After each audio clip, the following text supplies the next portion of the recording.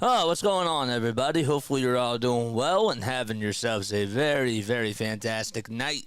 The name is Jason Joseph. This is Play-by-Play with JJ. Phillies are taking on the Chicago Cubs. Another game for your Philadelphia Phillies. They're at Wrigley Field tonight, and they're looking to take the series before they wrap things up tomorrow afternoon on the eve of July 4th.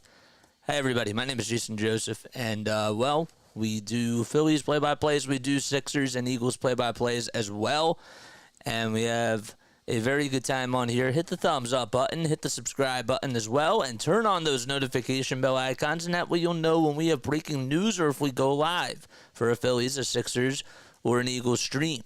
That's what we do on here all year round, man.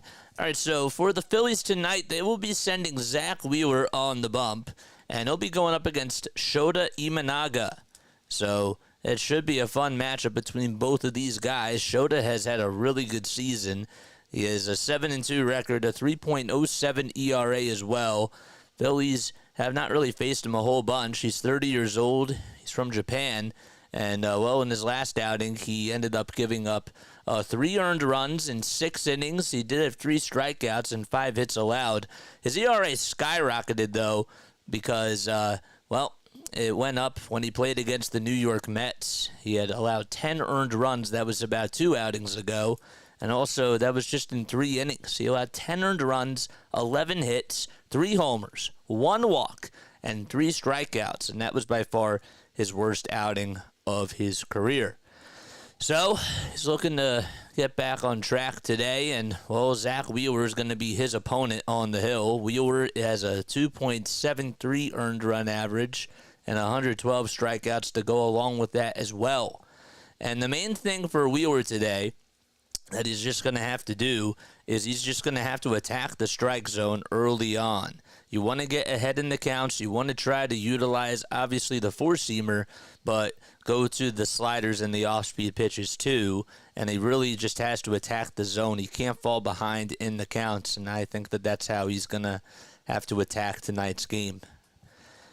For the Cubs, the Cubs have Imanaga, who's from Japan, as we mentioned before, but he's overall done a really good job. You're going to see a lot of really good off-speed pitches from him. He's really, really effective when it comes to utilizing the curveball and even the slider as well. That slider can just really dip. So the Phillies really have to look out for him in regards to that. And just have a very patient approach at the plate. I feel like it's really an old cliche thing that we say almost time and time again, but you can't be too aggressive. You can't always swing at the first pitch. It never hurts to sometimes take some pitches and see what Shota's going to throw and make him work a little bit more. Try to get that pitch count up. Put up 9 to 10 pitch at-bats. That's what's going to be key for me in this game for the Phillies. I do think it's going to be a pitching duel between both of these guys, and it's all about which one will be out first. And hopefully the Phillies will be able to help out in that aspect on the offensive side. It's 85 degrees out in Wrigley Field in Chicago, and we're just about ready to get underway. So again, hit the thumbs up button and hit the subscribe button as well, and hit the notification bell icons as well. So we're ready to just get started. Imanaga will lined up, and the first pitch is upstairs at 97 miles per hour. Don't forget to comment your final score predictions down below. The Phillies lineup will look like this. It'll be Stott, Turner, Bohm, Castellanos, Sosa, Merrifield, Pache, Rojas, and Marchand. So they take on the lefty Imanaga, and the next pitch is outside for ball 2. 2 balls, no strikes to Bryson Stott, playing over at second base tonight. And the long windup again, and the next pitch misses outside for ball 3. And so far, Imanaga can't find the strike zone. His ERA before coming into June was at a 1.96. Close to it. 3-0 pitch, and that's taken all the way for a strike at the knees on the outside edge of the plate.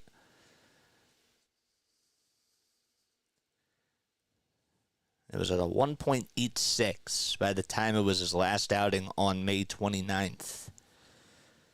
The 3-1 pitch just misses downstairs for ball 4, and Stott gets on with a leadoff walk. That's how we start things off in the first inning. Junior in Indy, thank you so much for the $5 donation. Appreciate it, man. Appreciate it very, very much. Here comes Trey Turner up to bat. He'll have a chance against Imanaga. And the pitch is taken for strike 1. Good curveball thrown by Shota. Hasn't faced the Phillies this season. The 0-1, swing and a miss.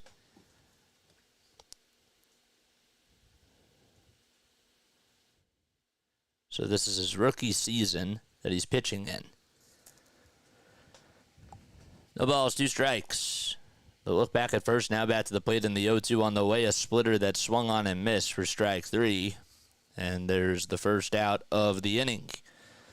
Cubs defensively, obviously you have Shota on the mound.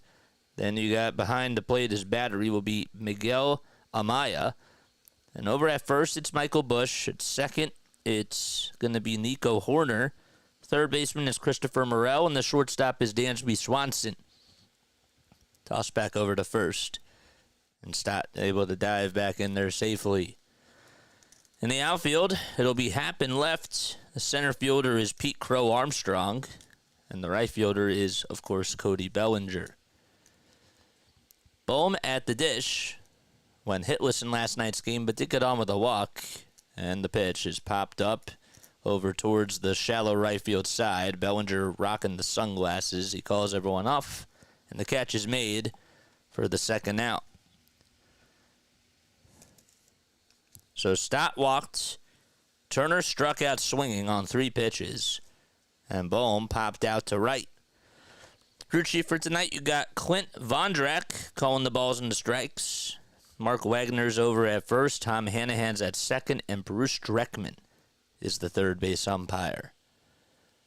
2 outs and a runner at first.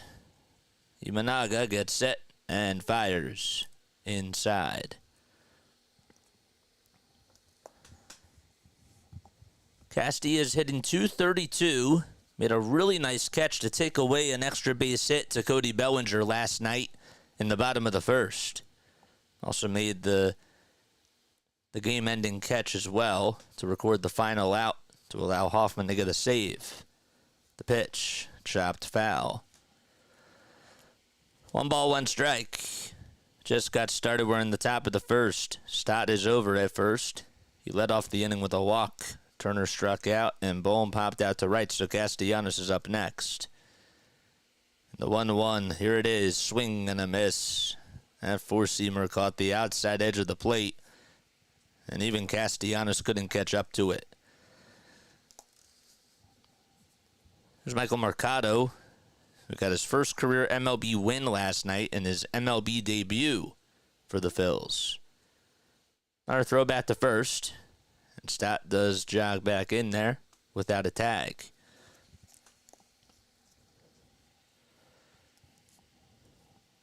It was supposed to rain last night, but there was no rain.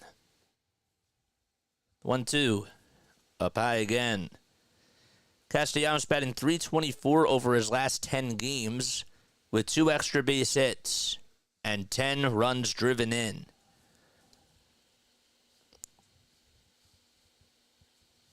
Imanaga gets set and fires. Swing and a miss. And there's the strikeout to end the inning. It was a gimme. It was a fastball right down the middle. And, well, the side is retired. Time to head to the bottom of the first. No score in Chicago. All right. What's going on, everybody? Hello. How are you all doing? Steve's here. What's up, Steve? How you doing, man? Stayed up a little bit last night to watch a little bit of your call. Always do a great job. Comment your link down below. Well, as we head to the bottom of the first, it'll be Nico Hoerner leading things off for the Cubs. Then it'll be Michael Busch batting in the 2 spot. Cody Bellinger will be batting in the 3 spot, playing out in right field. Seiya Suzuki, the designated hitter, batting in the cleanup spot. 5th hitter will be Ian Happ, playing out in left field. The 3rd baseman's Christopher Morel, and he's batting 6th. 7th will be Dansby Swanson over at shortstop. Batting 8th is Pete Crow Armstrong, playing out in center field. And batting 9th will be Miguel Amaya, who's catching behind the plate. So just to recap, it's Hoerner, who's at 2nd. Busch, who's at 1st. He's batting 2nd. 3rd will be Cody Bellinger out in right field. Seiya Suzuki is the DH, batting in the 4 spot. 5 will be Happ. 6 is Morel. 7th is Swanson. Crow Armstrong is 8th. And Amaya is 9th. And the Phillies will have Zack Wheeler on the rubber tonight. The 34-year-old from Smyrna, Georgia. He's 6'4", weighs 195 pounds as well. Has a 2.73 ERA, along with a 9-4 record and 112 strikeouts. His ERA and his strikeouts are both 10th best in all of baseball. Money line for tonight for the Phils, it's at -115. And the over-under, curious to see what that's at. The over-under for tonight's game, it is at 7.5. Here we go. So Hoerner will be batting in the leadoff spot. Still some sunshine out at Wrigley Field. Some clouds, though, as well. In the pitch. And there's a fastball right down the middle of the plate, taken all the way for strike 1. This is start number 18 for Wheeler. Just 31 walks allowed on the season in his 105 innings. The pitch fouled back towards the screen. Phillies won last night's game.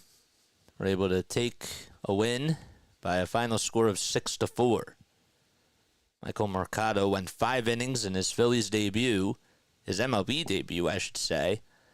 4 strikeouts, 2 walks allowed, 2 hits, and 1 earned run.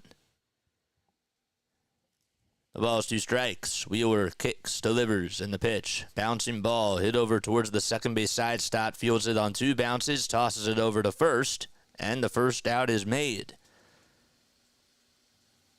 And Busch is coming up to bat. What's up, the dude?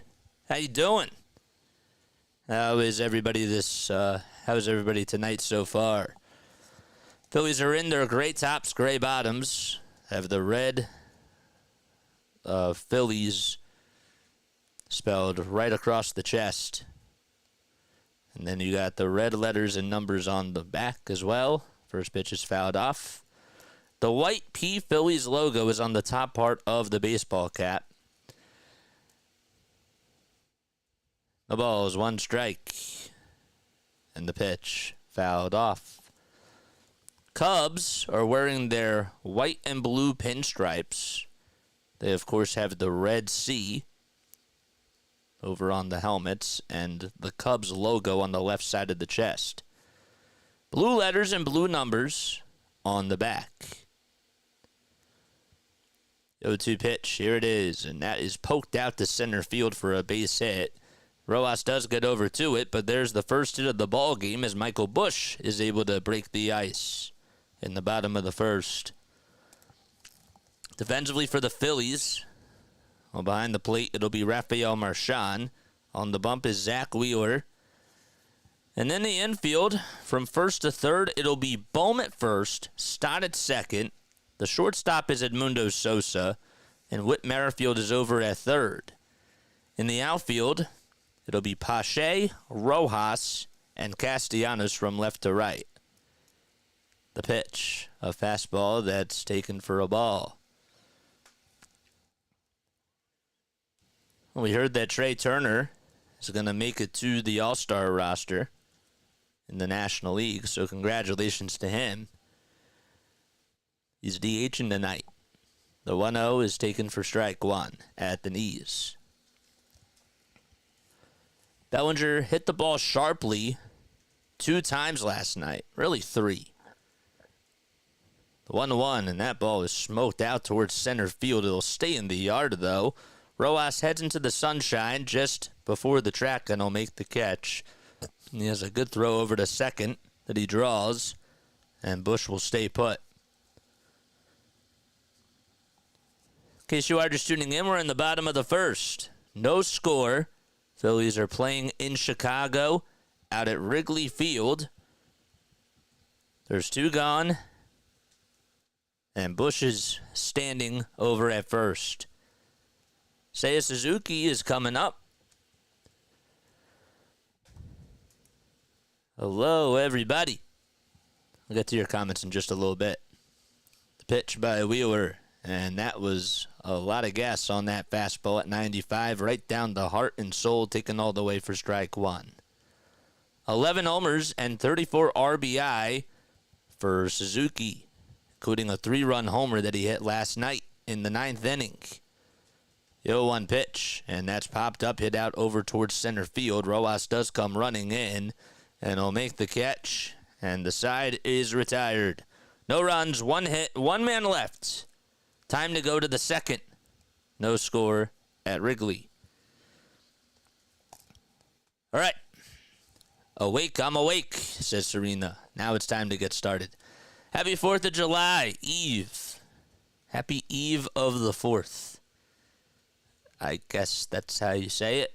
I can't really speak today. I apologize. I've been getting tongue twisted all day, which is not good. But I hope you're all doing well. And I hope you're having a very good evening so far, or a good morning wherever you are tuning in from. Got to be mindful of that. Hello, Edward. Happy 4th to you too, my guy. Happy 4th of July. There goes the no-hitter. I got Phillies money line, says Junior in Indy, and Shota over 5.5 strikeouts. Well, he already has 2. So you are on a very good trajectory so far. Hopefully I didn't jinx it for your sake, but for the Phillies' sake, I'd like to. You guys like the hat? This is, we got this one yesterday. This is the NLCS. Well, it's the 2022 World Champion hat.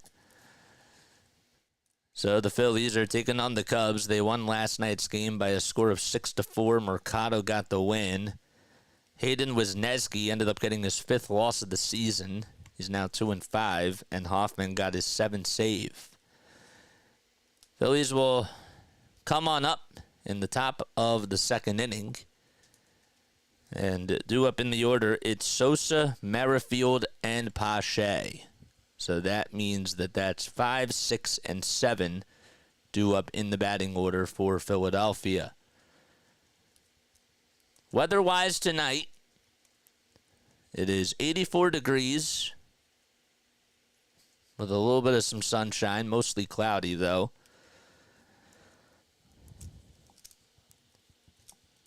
Out at Wrigley Field.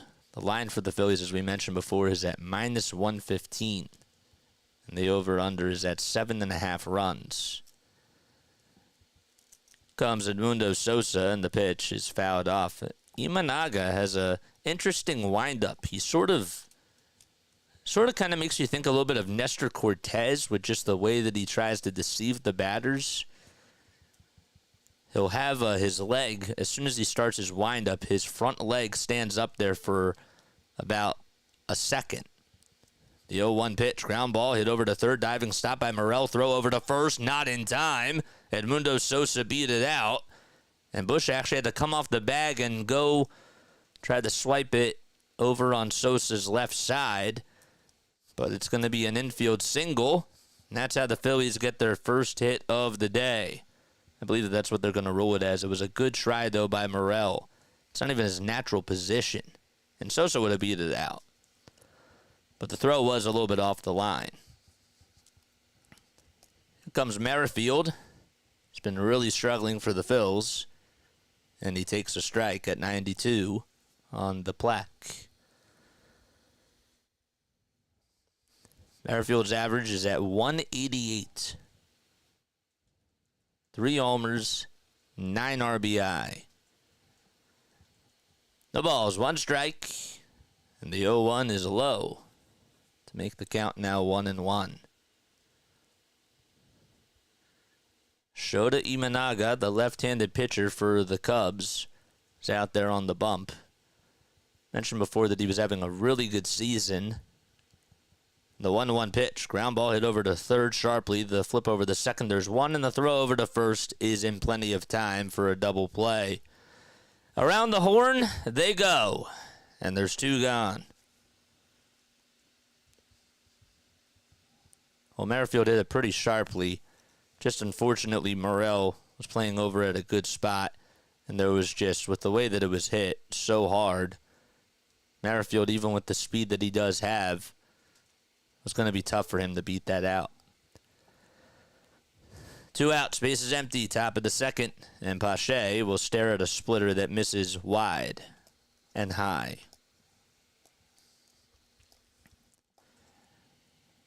Pache hitting 195 and still looking for his first homer of the season.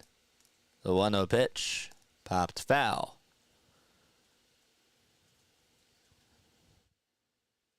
Imanaga is 5'10", weighs 175 pounds. He'll be 31 in September. 84 strikeouts along with a 3.07 ERA as well.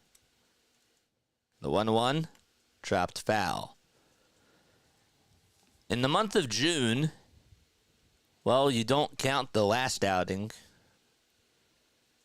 or the outing before that, I should say, where he allowed 10 earned runs.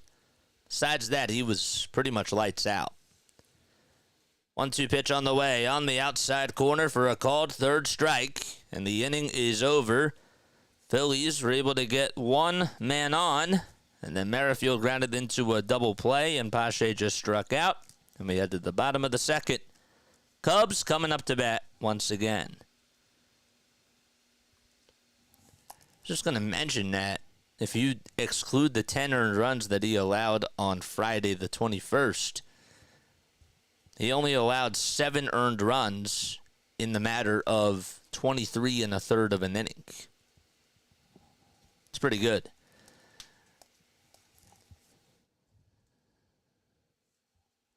What's going on, man?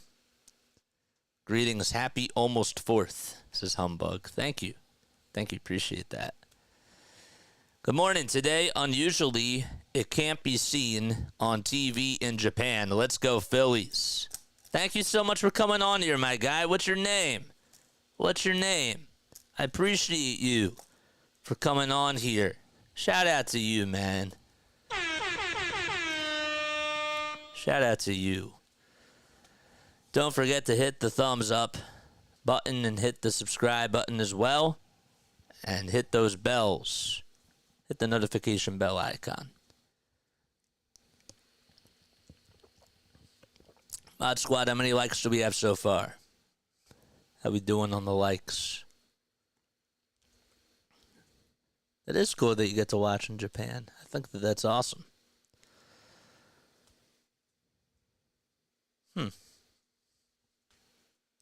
Yuto Yamaoka. Yuto, thank you so much for tuning in, man. Yuto. I'm going to write that down. I usually like to write down my members' names. Yuto Yamaoka. Thank you so much, man. Appreciate it. Welcome on in, Yuto, and thank you so much for subscribing, my guy. Appreciate it, man. Shout out to you. Good stuff. We've officially crossed waters. Oh, yeah. We've gotten some people that have tuned in from the Philippines. We've gotten some people that have tuned in from South Korea, Israel. Where else? Canada. And Switzerland. Can't forget about London either. The pitch on the way, and that's taken for a ball to Ian Happ. Wheeler back out there on the bump. He had 11 pitches in the first inning alone. And the windup and the pitch.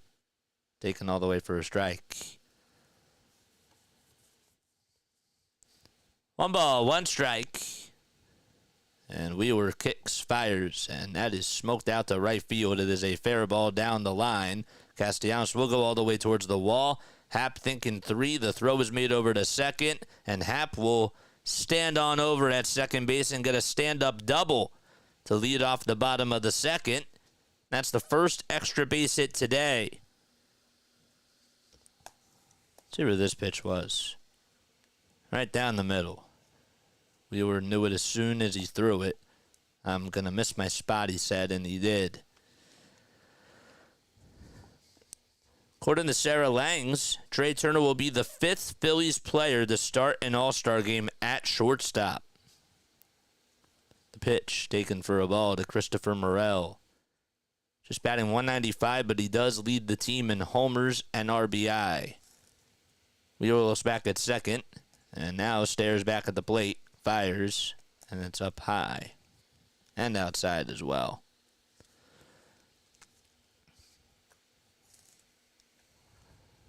Two and 0.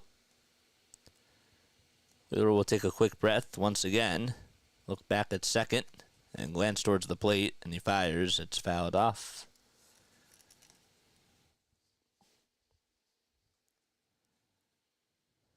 There's Kyle Schwarber, who obviously started off his career with the Chicago Cubs. Ended up winning a World Series with them. 2-1, and the pitch. High again. That'll be taken for ball 3. I believe that Schwarber is going to return next week.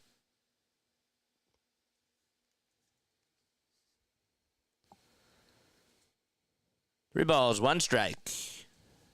And the windup and the next pitch, swing and a miss. That'll even the count now at 3-2 to make it full. Schwarber, of course, the year that he won the World Series with the Cubs, he ended up missing the entire season and then was just back on the World Series roster. 3-2 on the way. On the outside corner for a called third strike. And Zack Wheeler able to get the first out of the inning in the bottom of the second. It was a really good pitch there. And Morel thought it was just going to be a little bit outside. And the home plate umpire, Vondrak, said, nope, you're out. 1 out in the bottom of the second. And here's Dansby Swanson. He's coming up to bat. Pitch on the way. Ground ball hit over to Merrifield over at third base. And the throw over to first is in plenty of time. And Swanson grounds out to third. Alec Bohm also got named to the All-Star team. And he'll be starting at third base. And he'll be the 6th Phillies player to start at third base. 2 outs, bottom of the second. And Crow Armstrong will flare this one over towards the first base side. It is a fair ball, and it'll go down the line. He'll try to think 3, and coming in to score is Happ. And going on over to second base is Pete Crow Armstrong. He had a little blooper hit out over towards the first base side. And it's a 1-0 Cubs lead as they strike first. Pitch was inside, and Crow Armstrong, who's a pretty good contact hitter, didn't do too much with that pitch and just put it in a really good spot. That's the second double of the inning, and it's a 1-0 lead for Chicago. 2 gone in the bottom of the second. And here we go. It'll be Miguel Amaya who's due up, and he fouls it off of Rafael Marchand. Hit him right in the wickets. Clint Vondrak asked if he was all right, and he says, yep, I'm okay.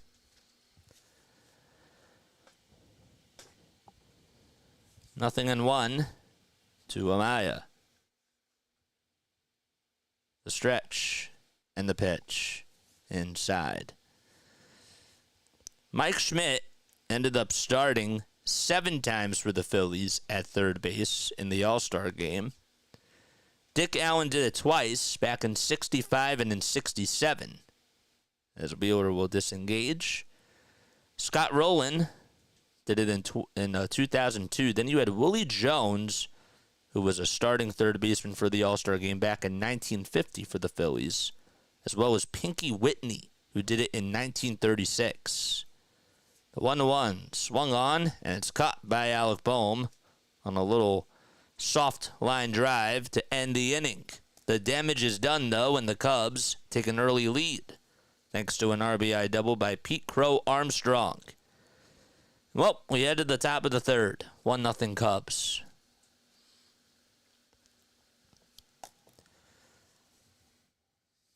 And according to Sarah Langs, we just talked about the third baseman. But I want to go back to the shortstop comment that she made as well when it comes to Trey Turner. So Turner is the fifth Phillies player to start at shortstop. You had Jimmy Rollins, who did it back in 2002. Larry Bowa did it in 1974, 1978, and 1979.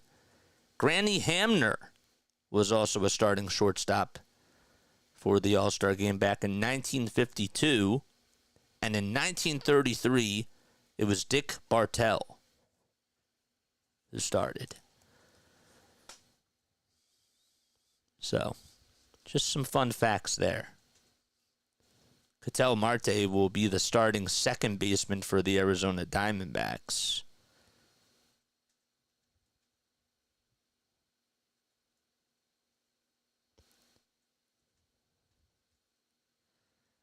Apparently, according to her too, and she does a great job, Aaron Judge and Juan Soto, quote, will be the second Yankees outfield duo to be all-star starters in the same year in the last 3 seasons.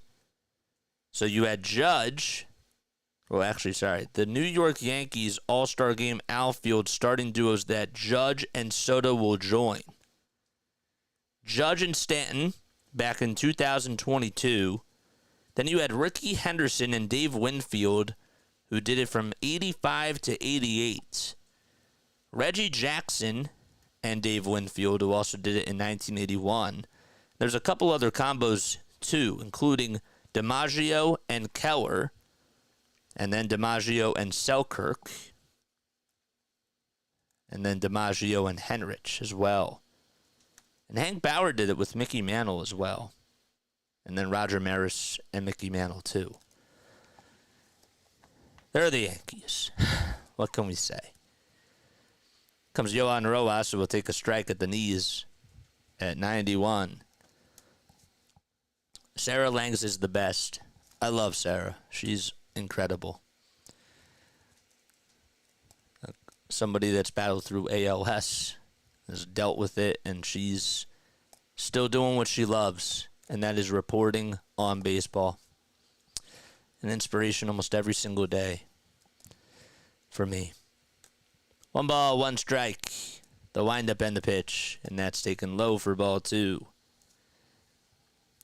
She spends so much time researching all different types of stuff.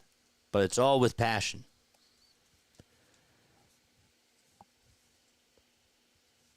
That, I think, is the definition of not having to work a day in your life. The 2-1.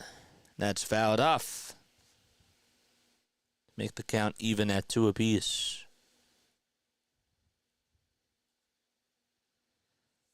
So Rojas hitting .234. They'll call for time really quickly. What's up, Noah? How you doing, man? Thanks so much for stopping by. Appreciate it. Marshawn waits in the on-deck circle. 2 balls, 2 strikes. Imanaga kicks, fires, and it's swung on and missed. Man, he is on a heater tonight. 4 strikeouts, and this is just what he does. He's able to mow down hitters left and right just has really done a great job this season. There was no chance that Yohan Rojas was going to catch up to that. That's his fourth strikeout today.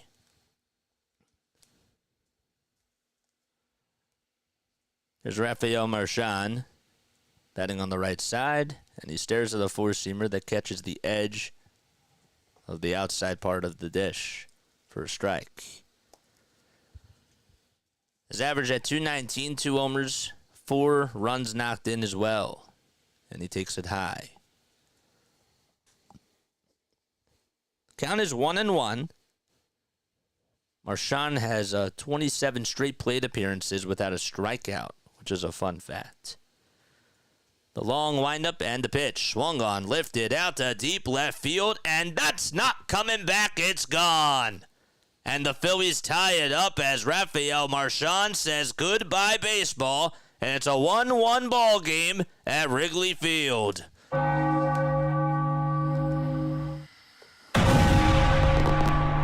That's how you do it. Sorry, that was a little bit loud. My bad.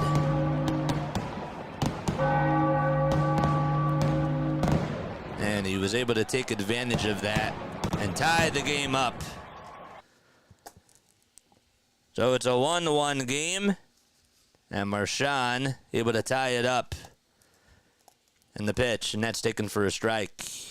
How do you like those animations? Comment down below how you like those visuals. I want to add some more on the stream. The ball is 1 strike in the pitch, and that's fouled off. Oh, snap. We have a screen. We have on-screen celebrations. Let's go. Yeah, I want to add some more. Took me a little bit of time to do that last night, but I figured, you know what? We do have people that are watching this too. It would just be really nice to have some extra stuff. So that's one thing I wanted to incorporate. We're trying new things every day, man. You know, we don't just do things one way. We're adapting, and we're growing. The pitch, and that's taken for a ball. 1 ball, 2 strikes. 5 seconds left on the pitch clock. And the next pitch, and that's outside just by the length of a baseball for ball 1 or ball 2. Good. I want to do some more stuff for super chats and that type of stuff. 2-2 to Stott, and that swung on and missed. Got a fastball right at the knees, and Stott strikes out, swinging. It's the 5th strikeout of the day by Shota. And, well, Shota, last time that he had 5 strikeouts was, or at least 5 strikeouts, was on June 15th. So it's been a little bit of time for him. He's getting back on track, though. And the pitch is taken for inside, or on the inside corner, I should say, for a strike. Here's Trey Turner, who had 2 homers in last night's game. The second one that he hit actually left Wrigley. And the pitch, the 0-1, and that is down low. Your tech team is doing an outstanding job. It's just me, man. I'm a solo show. I'm a solo act, man. Put in a lot of time. 1 ball, 1 strike. And the pitch, swing and a miss. That splitter was a foot off the plate. That's how you do it. I agree. Turner is 6 for his last 11. That's how red hot he's been.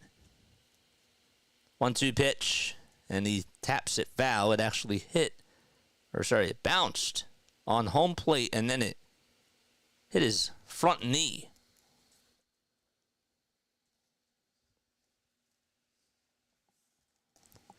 I'll have to take a step out of the box. Try to stretch out as well. So Shota, I mentioned before that he's 30 years old. Played from 2016 to 2013 in the Nippon Professional Baseball League. 1-2 is the count. He's been a stud this year.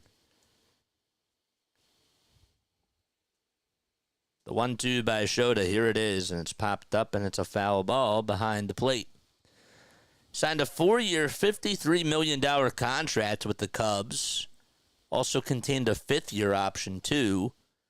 That was on January 11th of this year. 2 seconds left on the pitch clock. Shota winds up and fires, and it just misses off the plate.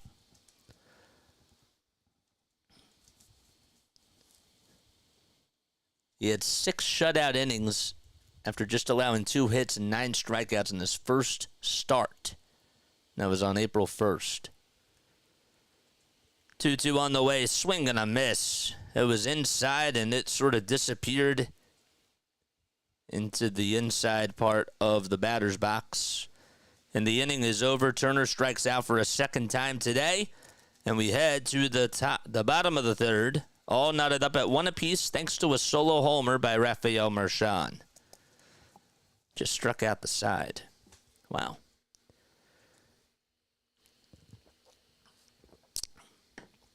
I hope it doesn't sound like I'm gloating over this guy, but I want you to know that he's really good.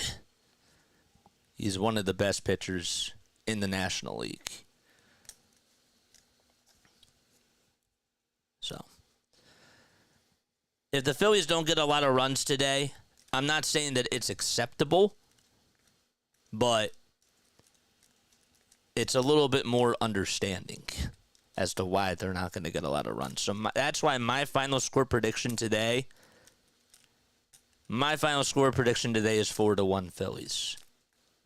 So, what's your final score prediction? I'm going to go with 4-1. 4-1 Phillies. Turner doesn't wear any leg/ankle protectors. Good observation. He does not. He doesn't. You're right. Good day, JJ. Watching from Davao City in the Philippines. What's up, John? How you doing, man? Thanks so much for stopping by. Don't forget to hit the thumbs up button. Hit the subscribe button as well. And turn on the notification bell icons, and that way you'll know when we go live. Larry says 4-2 Phillies is his final score prediction, and Damon says 5-2 Titans.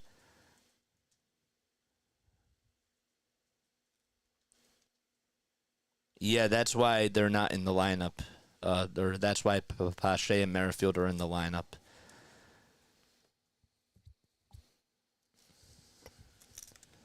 All right, so we head to the bottom of the third. That was his last strikeout because that's all I need that says junior in Indy. He's good, man. He's a lights-out pitcher. All right, so Nico Horner will be leading things off in the bottom of the third here for Chicago. And he takes a high strike all the way at 94. Is the dude still here?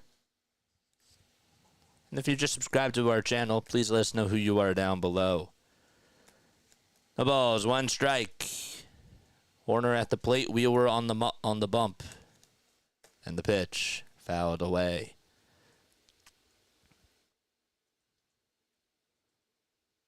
Wheeler, in his career at Wrigley Field, he's pitched in 25 1/3 of an inning. This is his 5th game. 2.13 ERA and a 1-1 record. The ball is 2 strikes. The windup and the pitch. Outside again.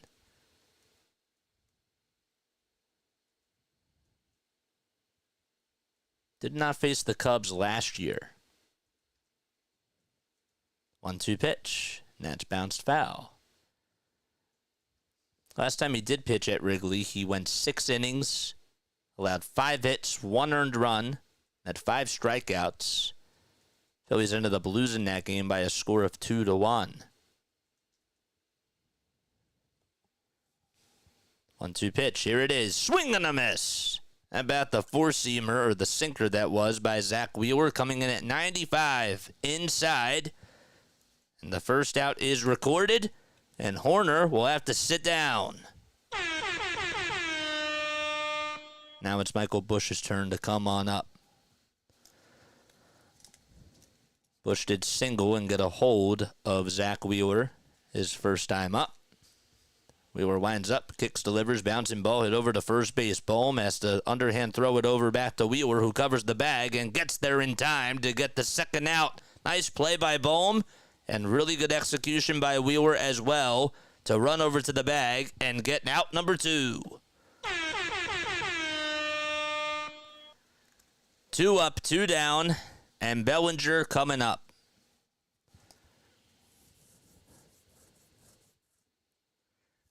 There's been more talk about trade rumors for Cody Bellinger. And the pitch, he'll take that one just a little bit low, but it's a called strike. Cody in his Cubs career batting .293 in 202 games. Has done a great job offensively. The pitch, low and inside for a ball.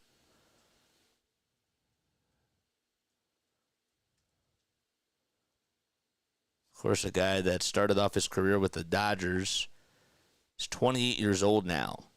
Still is young. The 1-1 that misses outside for ball 2. Think about how old Aaron Judge is. Not saying that Judge is old, but Cody started even earlier. Actually, no, he didn't. He started in 2017. 2-1, and that's fouled off. I was thinking of somebody else. Apologize.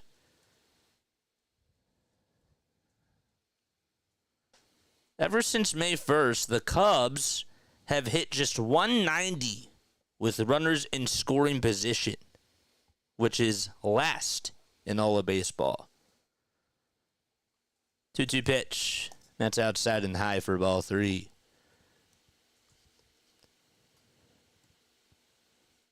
Bellinger with 9 homers this season. He had 26 homers last year with the Cubs. His time is called.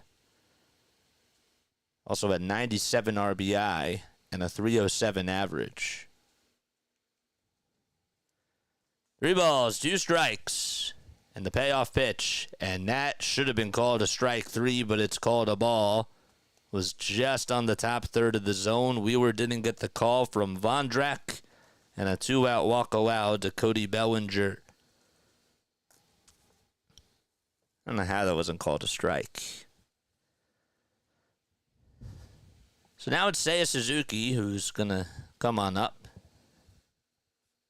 Flied out to center to end the first, his last time up. And Wheeler lines up and fires, and it's low. What's up, John? How you doing, man? Thanks so much for popping by.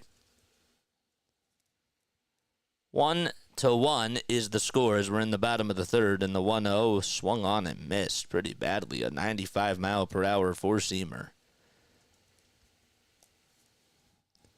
You think about, all the injuries that Zack Wheeler has dealt with, even before he came here to Philadelphia. It's really worked out. And that's just to say the least. The pitch, high and away for ball 2.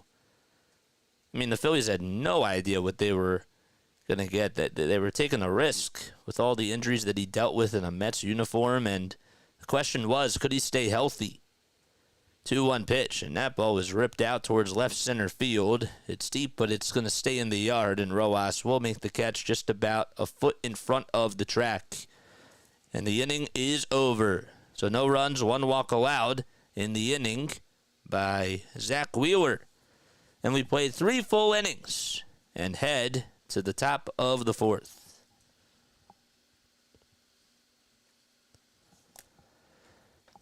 But yeah, Wheeler really has... I don't think that he's gotten enough credit for how awesome he's been. Really, he's been really, really strong for the Phillies. And I think he's one of those guys where if he was healthy, or even if he was on the Yankees, he gets so much more love. Not saying that he doesn't get any love from the Phillies. I'm not saying that at all. But he's been in the top 5 conversation for best pitchers in the league over the last 4 years. And he sort of goes under the radar. You know, when you think about top 5 pitchers over the last, 4 or 5 years, you'll think about the Max Scherzers, you'll think about the Justin Verlanders, the Jacob deGroms of the world, and all those types of guys. But Wheeler, I think in some ways, is sort of, I don't want to say an afterthought, but he doesn't get that pizzazz, you know?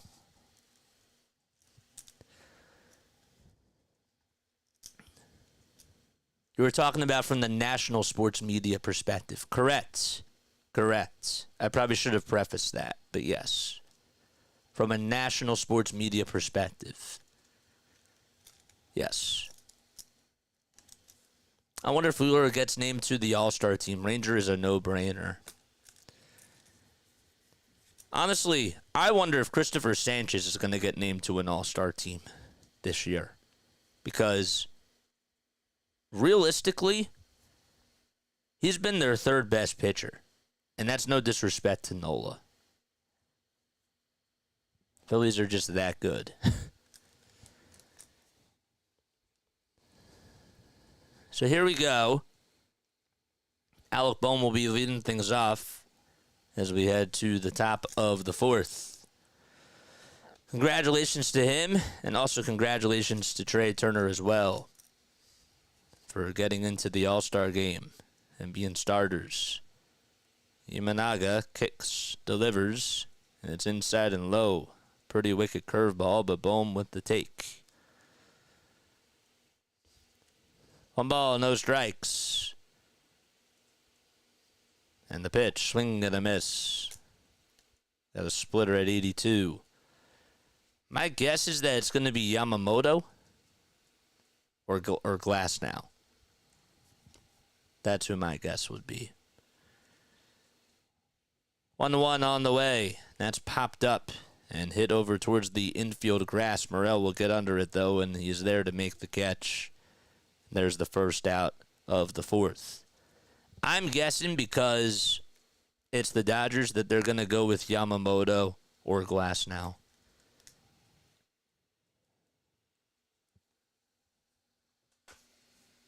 To start the game. That's just my guess. I could be dead wrong. I don't know everything, guys. I'm not a baseball thesaurus. The pitch. That's fouled off. Nobody could argue with Ranger starting. It should be Ranger. It should happen. I agree. The ball is 1 strike. Terry and Vivi, thank you both so much for subscribing and becoming members of the Philly Freak Nation. The pitch, and that's fouled away.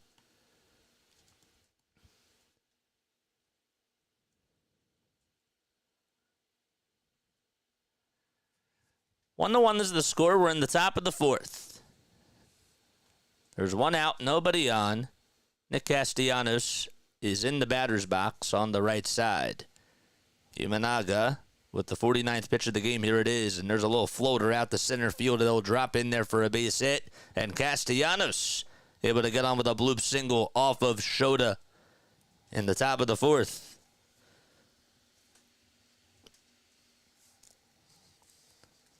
Phillies were down 1-0. There was an RBI double allowed by Zack Wheeler to Pete Crow Armstrong back in the bottom of the 2nd. And then the Phillies would tie it back in the top of the 3rd on a solo homer by Rafael Marchand. It was his 3rd homer of the season. Comes Sosa, and he ropes that one foul towards the third base side.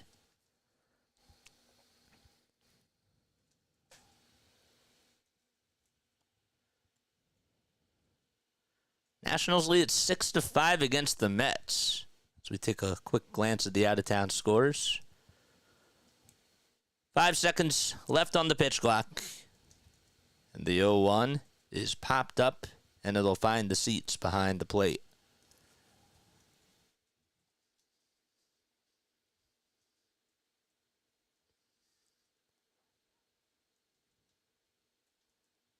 Sosa is just 2 for his last 10. Did have an RBI on Thursday against the Marlins. The ball's 2 strikes. Shota kicks, fires, and throws it way up high. It was a foot above the strike zone. And a good job by Amaya to just catch that and extend his arms. The Titans are 9 games above the Braves coming into tonight. The pitch, another foul ball. Meanwhile, the Cubs on the other side, well, they're last in the NL Central. They're 8 games under 500. And are 12 games behind the Brewers, 6 games behind the Cardinals, 2 games behind the Pirates, and about a game and a half behind Cincinnati. 1 ball, 2 strikes. Castellanos over at first base, and the 1-2 pitch, swing and a miss. It was at the eye level, and Sosa thought it would be good to swing at, and Imanaga gets his 7th strikeout tonight. And we're not even through the 4th inning just yet.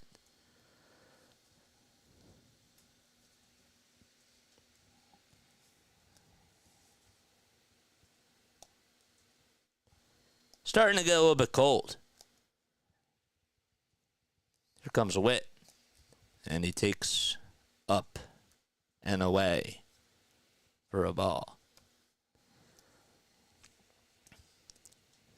Merrifield in just 187. Here's the 1-0 pitch, and he pops it up. And it's hit over towards straightaway center field. Very playable for Crow Armstrong, and he really didn't even have to move a whole bunch, and he's there to make the catch. And the side is retired. The Phillies get 1 hit from Castellanos. That's it. Bottom of the 4th, 1-1 in Chicago. So it surprised you to see Chris Sale start the All-Star game? Yes and no. I think it would be cool for Chris Sale because of all the injuries he's dealt with. So I could kind of understand that. I don't know where is it this year? Where is the All-Star game this year? And I should know. But where is it? Isn't his record strikeouts and ERA as good as Ranger?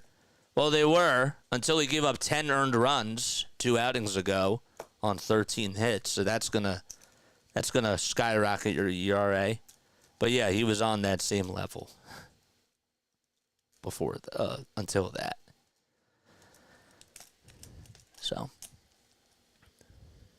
I'm not even exaggerating about the 10 earned runs. He allowed 10 earned runs to the Mets on 13 hits. It's in Arlington. Yeah, maybe Chris Sale would start. I don't know. Don't forget to like. Don't forget to subscribe. My name is Jason Joseph. If you are just tuning in for the very first time, we go live for Phillies, Sixers, and Eagles games. And we also do podcasts as well. This is the future of play-by-play.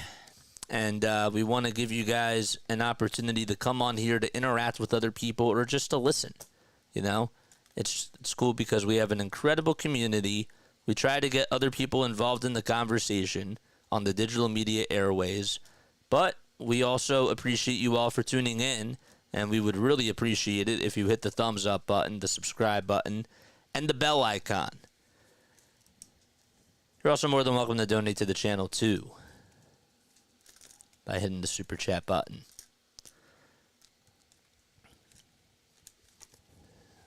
We're in the bottom of the 4th. 1-1 at Wrigley. Again, Garrett Stubbs not Garrett Stubbs. Rafael Marchand hit a solo homer in the top of the 3rd. Here's the pitch. And that's taken on the outside corner for a strike. No balls, 1 strike. Wheeler kicks and delivers. Just misses low.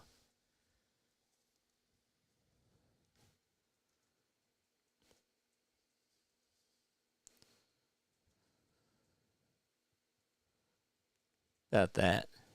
1-1, and that's taken for a strike on the outside edge. In the Astros game, just wanted to read off this stat. According to Matt Kawahara, does a good job of covering the Astros. That was John Singleton's third hit in 29 career pinch hit at-bats. And first for extra bases. Here we go. 2 balls, 2 strikes. We're in the bottom of the fourth. The 2-1 was fouled off. Happ at the plate. Wheeler on the bump. And the next pitch is fouled off. Sort of makes you think about J.A. Happ, former Philadelphia Phillies player. Not related to Ian Happ. What a career he had, though. I liked J.A. Happ. 2-2. That's up high for ball 3. J.A. Happ is now 41 years old, if you can believe that.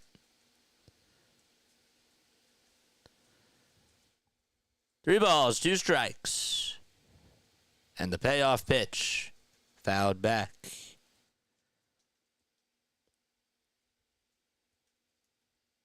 J.A. Happ was, of course, a member of the Phillies from 2007 to 2010. Then he went to the Astros.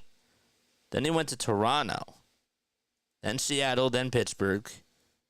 And then went back to Toronto. As the next pitch is taken outside for ball 4.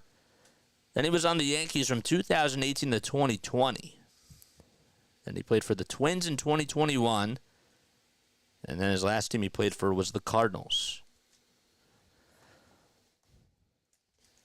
Pitch, and that's taken for ball 4. So Happ gets a leadoff walk. And up to bat is Morel. Christopher Morel will try to take a hack at the first pitch, and he swings and misses at it pretty badly.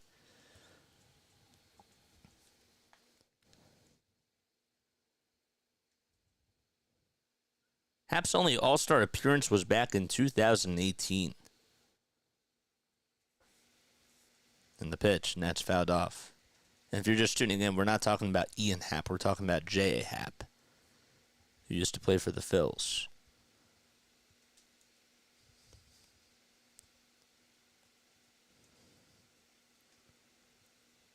Remember when he came up, he had a lot of injuries back in 2007.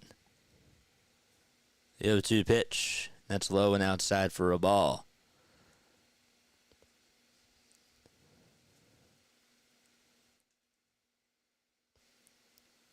CRA was so high that year, but then in 2008, he played really well. Actually began the 2008 season playing in Allentown. Throw back over to first is not in time. Then he was called up on July 4th and took Brett Myers' spot. And that same night, he made his debut against Johan Santana in the Mets.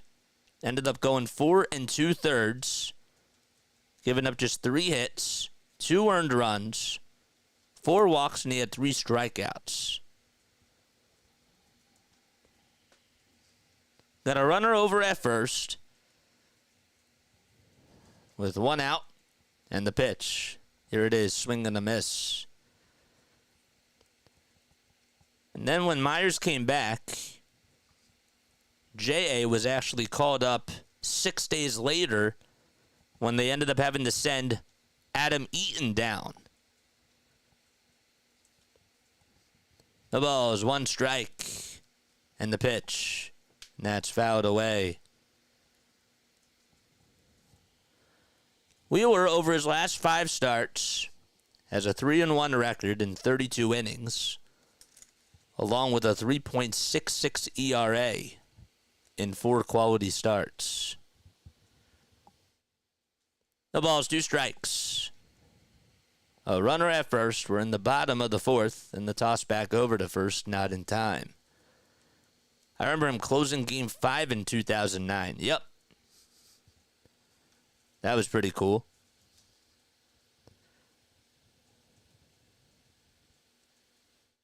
Good player, man. The ball is 2 strikes, and the 0-2 on the way. Swing and a miss. A splitter that's inside. And there's 4 strikeouts on the night for Zack Wheeler in 3 2/3. Man, Dansby Swanson is in such a funk. And Wheeler able to just take advantage of him. 116 strikeouts, which is 5th most in the National League. And the pitch is taken just on the outside corner for a strike. So he's behind Freddie Peralta, Chris Sale, Dylan Cease, and Tyler Glass now. Michael King also has 115, and he's just 1 strikeout behind him.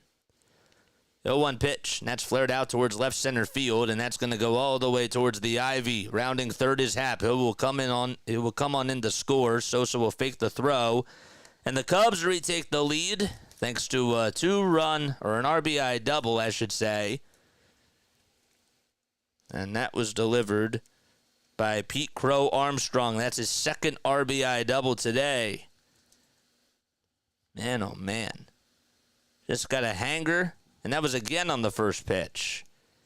He's just been destroying Zack Wheeler. I don't know what Pache was doing, but I didn't know if he got a bad read on it or what, but Rojas was running to the ball really fast, and Pache wasn't even in the picture until later. First pitch in there for a strike, and the throw over to third to try to get Crow Armstrong, not in time.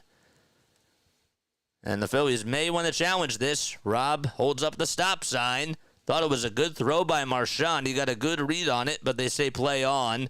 And unfortunately, well, Crow Armstrong, I think he jammed his hand or something, but the trainer is out there.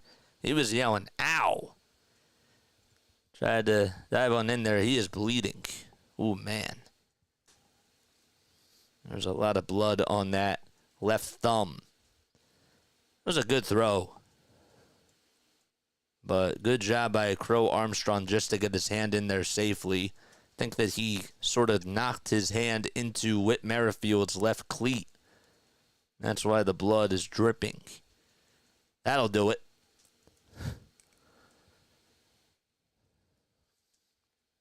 Had to take it off, the fielding glove off, and he was like, yep, I need to get stitched up here or something.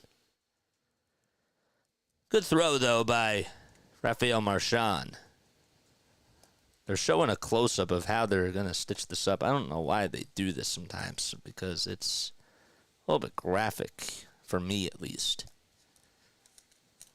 Oh, but JJ, you haven't really seen, like, that much blood. Wow. In some ways, I guess I have, but I just don't like it when they show close-ups. That's where they have to say, viewer discretion advised. But how can you do that in real time? You can't. It's hard. So that was a stolen base by Crow Armstrong. He's still getting stitched up by the trainers. So just to reset the situation, there's 2 outs in the bottom of the 4th. Pete Crow Armstrong today is 2 for 2 with 2 RBI double against Zack Wheeler. No more doubles for that dude. Puts the batting helmet back on and gets some applause from the fans as the trainers go back to the dugout. And it's a 0-1 count. Still in the bottom of the 4th. Crow Armstrong over at third.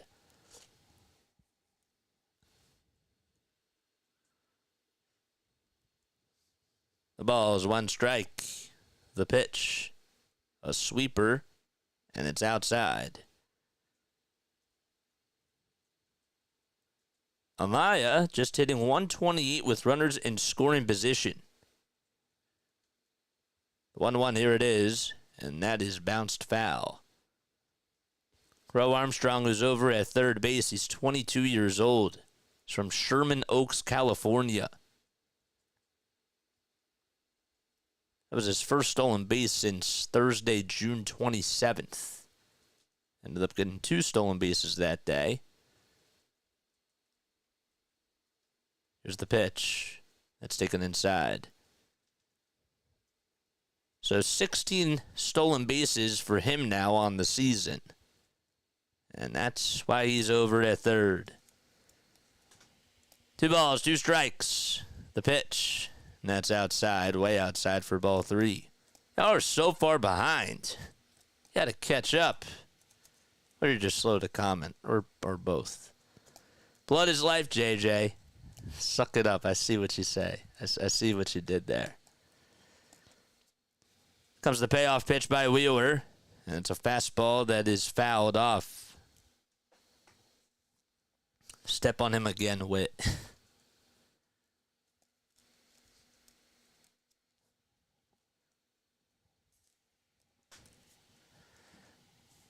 3-2 is the count. Bottom of the 4th. 2 outs and a runner over at third. Here's the payoff pitch, and that's another foul ball. In case you're wondering, Wheeler does have 65 pitches, and we're not even through the 4th. Cubs are doing a good job of just grinding these at-bats.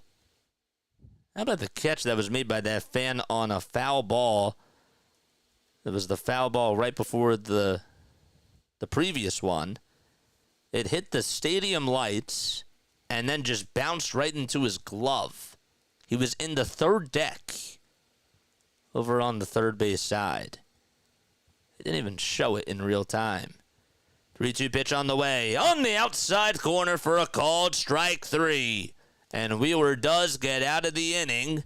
The damage is done, though, once again by Pete Crow Armstrong as he gets his second RBI double today. And we head to the 5th, 2-1 Cubs against the Phils.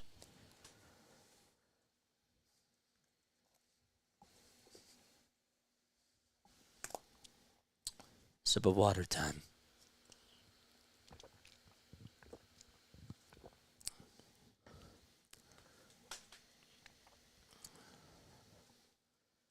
All right, let's see how many people are tuning in. We got 307 people watching. Mod Squad, how we doing on the likes? Hit that thumbs up button. I did want to tell you guys, and I will post this on the announcements, we will not be on tomorrow afternoon. I'm taking the 4th off. All right, so I will not be on tomorrow afternoon. We'll be back on Friday. I did the calculations. We've done 66 games this year. 66 of the 84. So, we've just missed 18 times. It's pretty good. It's pretty good. I'm pretty happy with that so far. 94 likes, says Larry. 6 more till we get to 100.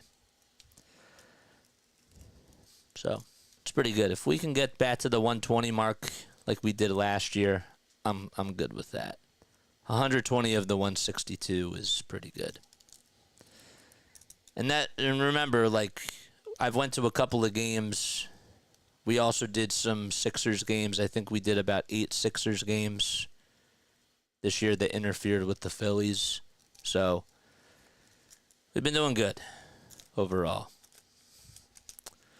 They play at 2:05 tomorrow. Enjoy the holiday, JJ. I hope you guys enjoy it too. Spend time with your loved ones. You know, don't take that for granted.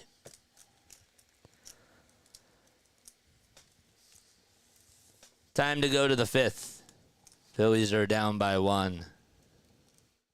On pace for 123 last year, you did 127.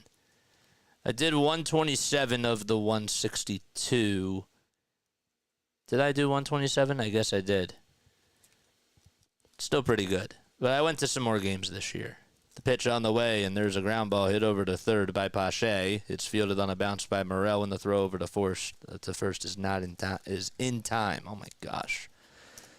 It's in time, and there's one gone.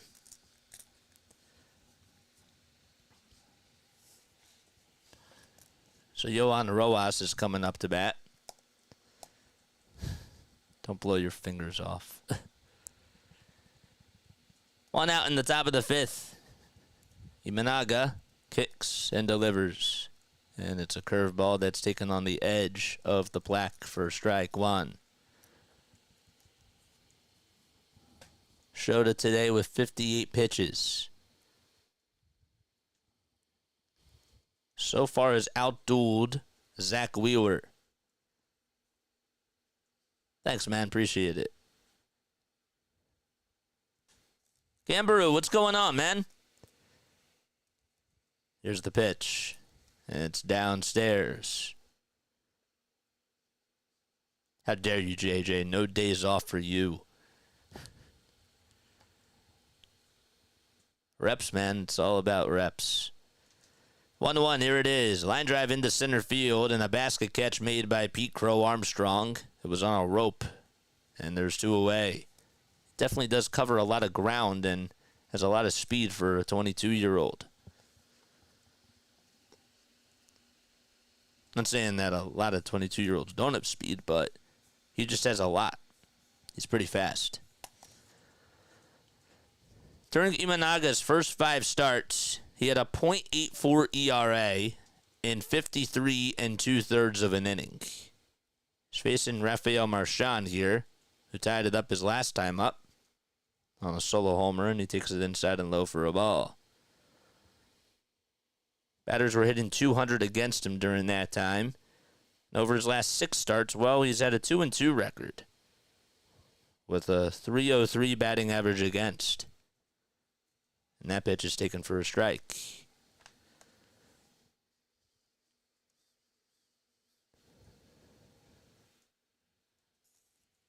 One ball, one strike to Rafael Marchand. The long windup and the pitch. A curveball that's just tapped foul. That was Rafael's 3rd homer.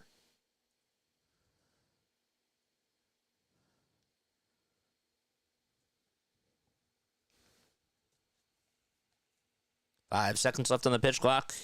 Imanaga fires, and it's away.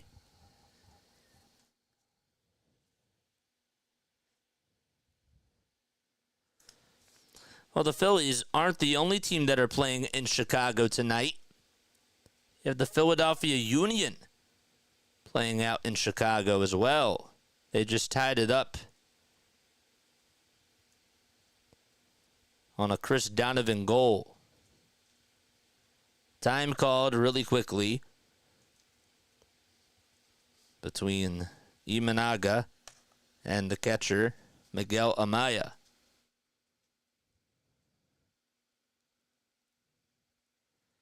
Playing against the Chicago Fire.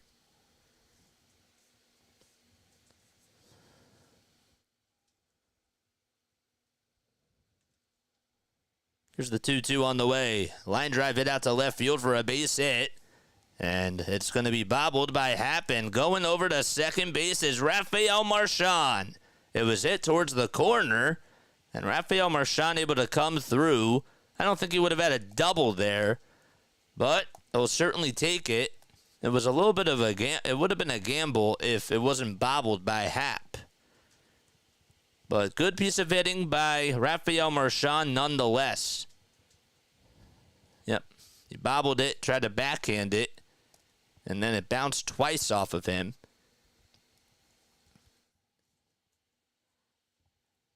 And he gets a 2-out double. His second extra base hit today. And here's Bryson Stott, who takes it low and outside for a ball. Wasn't really outside, but it was pretty low. One ball, no strikes. Imanaga with pitch number 67 coming up. Base hit could tie the game. The 1-0, and Stott shows bunt. Took it back, but he missed it. And it was a pitch that was right down the middle. Sort of flinched and had second thoughts there. Be nice to see Stott try to come through here. Here's the 1-1, and it's low and outside. Jane has a story for us. Funny tidbit when I started rooting for the Phils, they had the logo that I thought looked like a raccoon. And I thought Phillies were baby raccoons. I was like 6. 2-1 pitch, ground ball hit sharply over to first base. And it's gobbled up, and tagging the bag is Michael Busch, and the inning is over. Phillies get a 2-out double from Rafael Marchand, and we head to the bottom of the 5th. It's 2-1 Cubs. So they ruled it as a double. That is a funny story. I like that. We got 336 people tuning in. Don't forget to like. Don't forget to subscribe. We go live for Phillies, Sixers, and Eagles games. And we also do podcasts on here as well.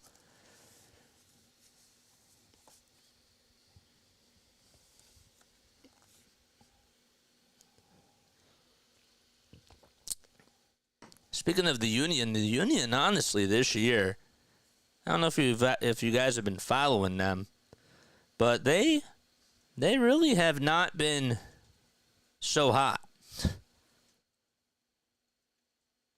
They're 4-9 and 8.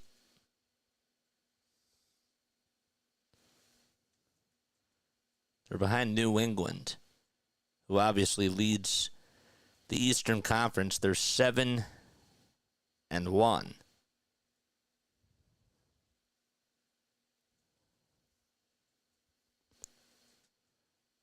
7-1-11. They have 22 points. But New England is 11th in the Eastern Conference. Cincinnati really is the best team. They are 14-3-4. Yeah, what happened to the Union? Honestly, they just have not been doing so good. You have Inter Miami CF that's in second. What's their record? They're 13-6-3. Football season coming, JJ. I'm excited about that. I'm excited about football season. But I want to get through baseball, or at least most of baseball right now, because I can't stop thinking about this team. Then we do the Olympics at the end of the month, which is hard to believe. We're going to be doing some Olympic sports. Obviously, we're going to be doing basketball. We got volleyball. We're going to try to do archery if it is live. I'm hoping it is. I won't know until the day of. And then we got tennis. We're going to try all those sports, and it'll be fun. Nico Horner is going to be leading things off as we're in the bottom of the 5th. Cubs lead it 2-1. What the heck? They have fireworks going off out at Wrigley. And it's still pretty bright out. It's like you barely can't even see them. See it a little bit. The pitch on the way, and that's inside for ball 1.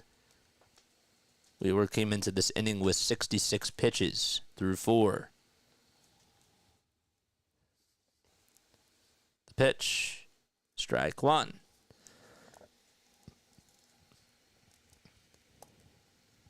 Wheeler winds up and fires. It's upstairs. Cardinals lead 4-3 in the bottom of the 10th. The Pirates have runners at first and second with 1 out.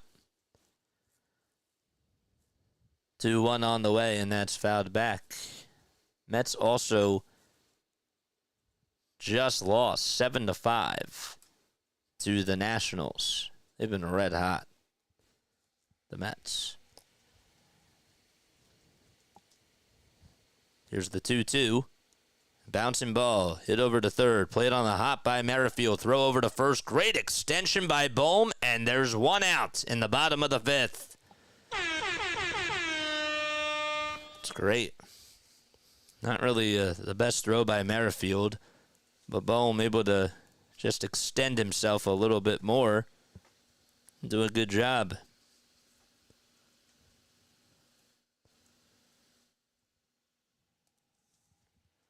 One out in the bottom of the 5th. Larry said, I used to love the 4th of July fireworks at the vet. There's the pitch, and that's fouled off. If you've been to the bank, which one... Where's it better to see fireworks, the bank or the vet? Obviously, the vet's not around anymore, but was the vet better? When you were watching fireworks, was it better to watch the fireworks at the vet or at the bank? The 0-1, and that swung on and missed.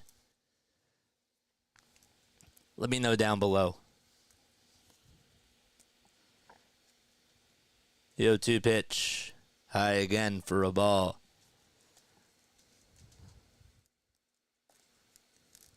Fireworks at the bank are good. I think that they're pretty good.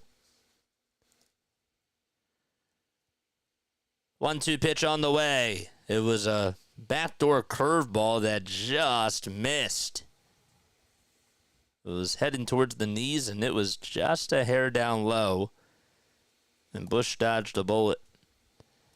5 seconds left on the pitch clock. Here's the 2-2 by Wheeler. Ground ball pulled over towards the first base side. Gobbled up by Stott. Gets up, throws over to first. And there's 2 away. That's how you get the second out recorded. The sides of the vet were too high, says Jeff. Gambaroo. Thank you. Appreciate it, man. Happy 240th birthday, America, from Japan. Appreciate it, man. There's Cody Bellinger. 2 outs, nobody on. And the pitch, and that is swung on and missed. Larry said the vet used to be the biggest display on the East Coast every year. Never seen them at the bank. The ball is 1 strike. And here's the pitch again. And that's fouled off. The biggest display on the East Coast every year. Yeah, that's not the bank right now. Well, didn't the vet have a river behind it? Or am I confusing that with something else? Because it's easier to do it when it's over a bay or a body of water. The pitch, and that's taken for a ball. I'll tell you, Wilmington has really good fireworks after Blue Rocks games. Seriously, they are so good. Here's the 1-2, and that's up high again for ball 2.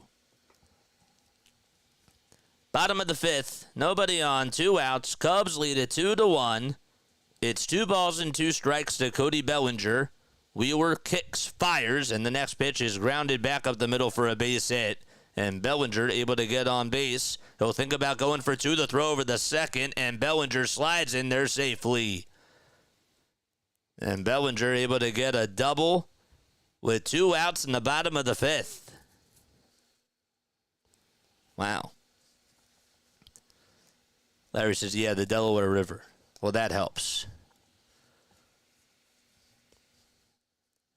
Man, Cody hustled out of the box, too. Just hit it square on, back up the middle. Oof. Here comes Seiya Suzuki.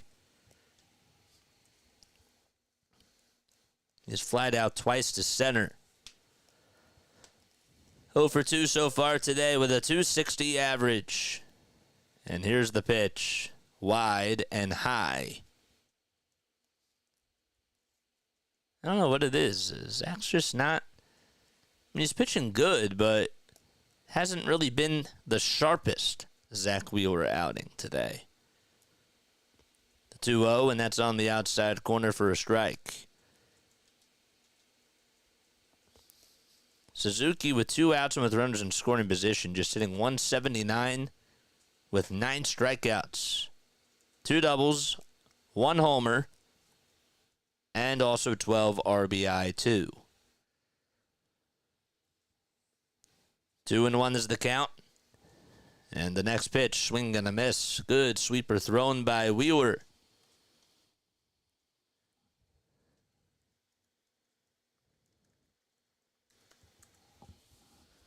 Suzuki, 29 years old,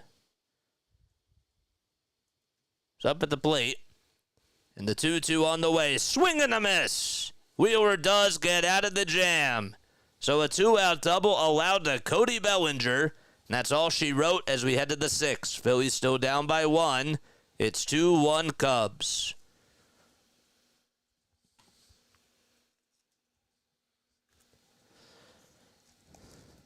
Let's go sign Bellinger. Well, we can't sign Bellinger. I don't even know if the Cubs would trade him, but I wouldn't mind it. I'd just rather get Kyle Tucker. Kyle Tucker and Luis Robert would be my first 2 choices if we're getting a stud outfielder. I'd be fine with a Brent Rooker, but we have to get a Mason Miller in the trade for that. I like Brent Rooker.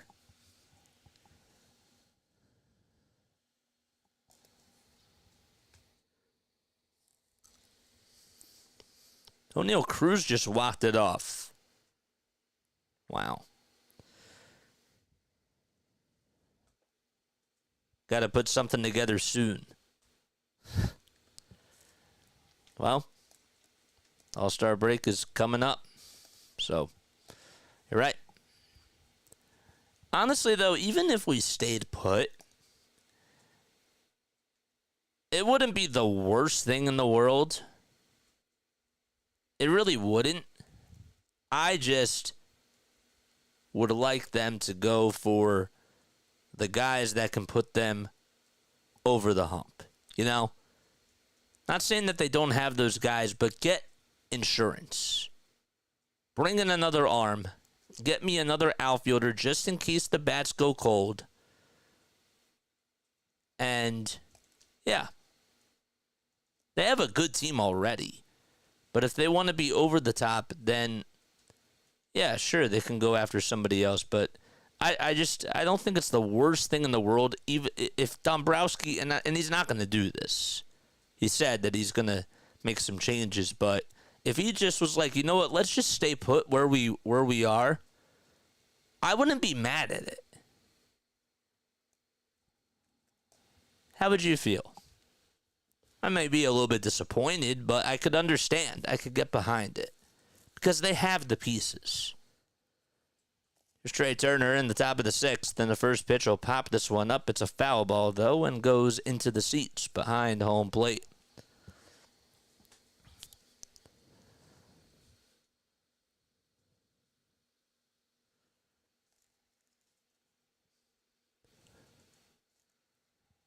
The ball is 1 strike. And the 0-1, and that is swung on and missed. Hardcore says that Zack Wheeler, or the broadcasters, Tom McCarthy and Ruben Amaro Jr., said Wheeler has been dealing with has been uncomfortable with his landing spot for his front foot due to the lefty on the mound for the Cubs. The next pitch, and that's taken for strike 2.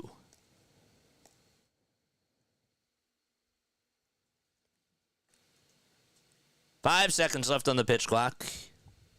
Here's the 1-2 pitch on the way, and that is fouled off.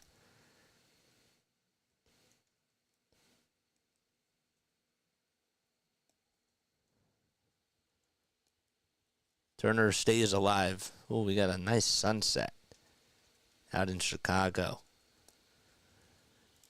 Top of the 6th, Phillies down 2-1. Their only offense today was just on a solo homer by Rafael Marchand. And another pitch that's fouled away once again. Hit that thumbs up button and hit the subscribe button as well for when we go live for Phillies baseball, Sixers basketball, and Eagles football games and podcasts. Imanaga kicks and delivers. High bouncer hit over to third. Backhanded by Morel. Throw over to first. And Turner beats it out. He's safe. So Trey with the speed. Able to get an infield single. And the Phillies, oh, they get a leadoff base hit by Trey Turner to start off the 6th. That's a nice play by Turner. This is why you got to hustle no matter where the ball was hit. And Turner does that, and he does a pretty good job. He's very strategic with his running.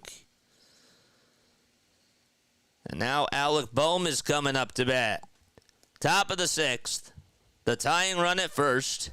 And the pitch to Bohm. Popped up and hit towards the first base side in foul ground. And Bush trying to make the basket catch. He can't, and he goes into the net. He banged into the tarp. And it's Horner and Bellinger that are going to help him up. Almost tracked it down perfectly. That would have been a ridiculous catch by Michael Bush. Just lost it, though. It went out of the glove, and he banged into the tarp and into the netting. I think he took his eyes off the ball at the last second because he had to look and see where the tarp was. And he rolled over. That's not comfortable.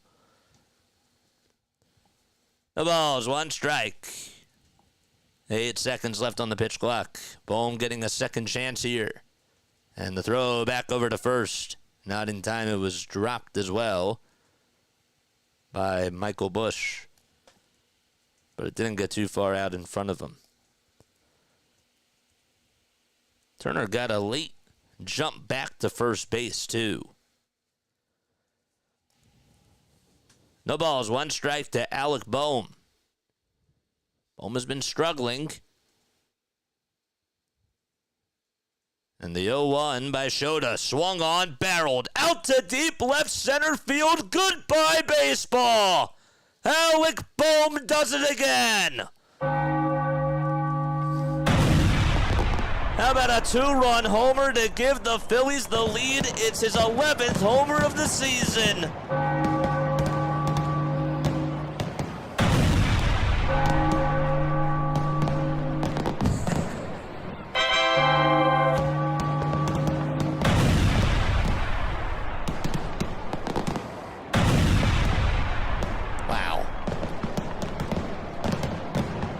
Fireworks go off for the Phils.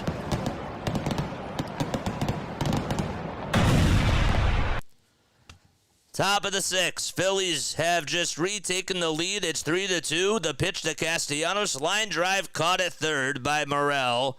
That was hit so sharply. And there's 1 out. Bohm now with 70 RBI on the season, which does lead the National League. And that was also his 11th homer as well. Sosa coming up. Phillies lead at 3-2 in the pitch. And Sosa fouls it off, and he loses his bat. It got stuck in the foul ball netting. Wow, what a sight this is. It landed straight into the net. I don't know how they're going to get that down. That's the one thing about the netting. I've never seen that happen before, where it just perfectly landed into the net. And they're showing a shot of it. Guess you got to get a ladder to get that thing down. Wow. The ball is 1 strike to Edmundo Sosa. He got it square in there. My gosh. It's a red bat. And the grounds crew is going to try to figure this out. They're getting a couple of fans to see if they can catch it. Some of the fans are like, I want the bat. This is pretty insane. Sosa lost the bat. He just flinged it up. And he was like, where's it going to go? And it just went straight into the net over towards the third base side. And it was high up there, too. The net is, I don't know how high the net is, but it was towards the top. The ball is 1 strike, and the next pitch is fouled off. So did they get the bat or not? They didn't show if they got the bat. I guess that they did, but no, it's still up there. They're still going to play with it.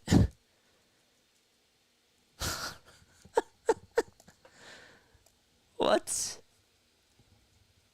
The ball is 2 strikes in the pitch. Ground ball hit over to third, and Morel has to eat it up. It deflected off his glove, and Swanson played it on a bounce, and Sosa gets a hard-hit single in the infield. Wow.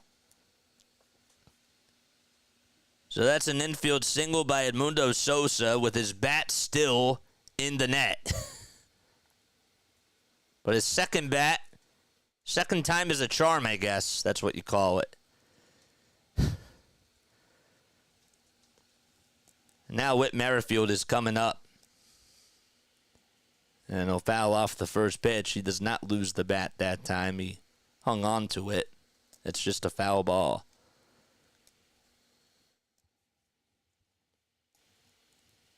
The ball is 1 strike. I've never seen that happen before. I've seen some oddities in baseball and, of course, in other sports, but I've never seen a bat get stuck in the foul ball netting. The 0-1, and that is bounced foul. Maybe the strategy is that if you hit a couple of foul balls towards that third base side, maybe, just maybe, by force of the baseball going over towards that net, maybe the bat will come down. The ball is 2 strikes. We got a $10 super chat from Ed. That's what I'm talking about, he says. Thank you for all that you do. I appreciate you, man. The 0-2 pitch, swing and a miss, and Merrifield strikes out. And there's 2 away. Thank you so much for this $10 super chat, man. Appreciate it. Thank you, man. Thanks so much, Ed. So they ruled that as an error on Morel. It was a hard shot. I disagree with that call. 2 outs in the top of the 6th. And Pache will stare at a curveball at 72 miles per hour. I mean, I've seen Joba Chamberlain with all the bugs on him. And that was really, really wild. I've seen unassisted triple plays. That's an MLB oddity. The 0-1. Fly ball hit out over to right field. Bellinger will get under it, and he makes the catch. And the inning is over. Alec Bohm, though, able to give the Phillies a 1-run cushion. And we head to the bottom of the 6th. It's 3-2 Phillies out at Wrigley Field.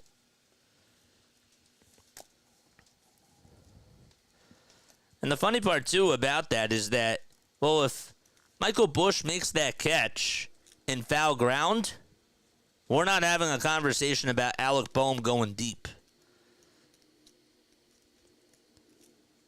And also, if Turner doesn't beat that out, we're not even talking about a 2-run homer. Thanks again, Ed. Thank you so much for the super chat. I really do appreciate it. If you guys want to super chat, you're more than welcome to hit that money icon in the live chat. It's over towards the right side. Bottom of the 6th inning. 3-2 Phillies. Let's take a look at the out-of-town scoreboard really quickly. Yankees are down to their final 3 outs. They have a runner over at first. It was 3-0. It's now 3-2 in the bottom of the 9th against the Reds. Astros have a 9-2 lead in the top of the 9th out in Toronto. The Giants, they're down to their last 2 outs against the Braves. They trail 3-1. And the Rangers have a 4-3 lead in the bottom of the 5th against the Padres. Giants are playing against the Braves. Detroit is out in Minnesota playing at Target Field. It's 7-1 Detroit in the top of the 7th. And then Kansas City winning so far against Tampa Bay at home 2-1 as they head to the 6th. Brewers have a 2-0 advantage in the top of the 5th out in Colorado.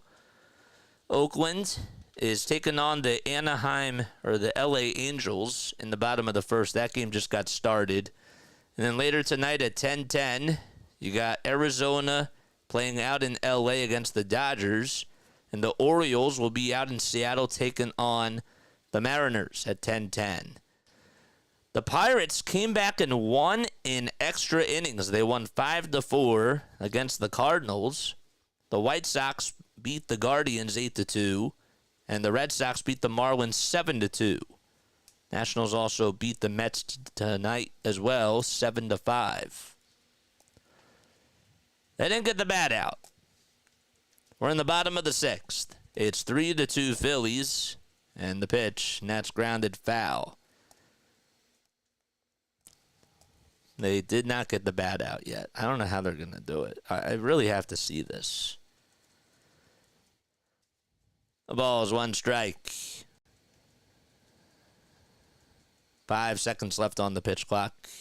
And the 0-1 by Wheeler is taken all the way for strike 2. Just on the inside corner.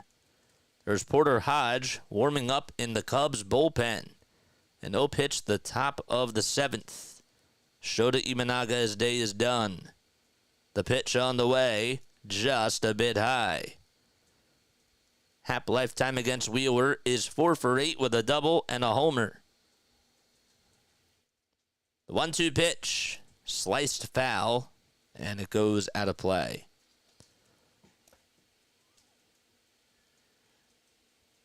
Remember, like, my grandma used to have an apple tree. She had a couple of apple trees. And sometimes, because we didn't have a ladder, but we'd throw, like, our baseball mitts up in the air just to try to get an apple to knock down. Then a couple times the glove would just get stuck in the tree. As the pitch, here it is, swung on and missed, and there's the 7 strikeout by Zack Wheeler. 1 out in the bottom of the 6th. So Happ does strike out.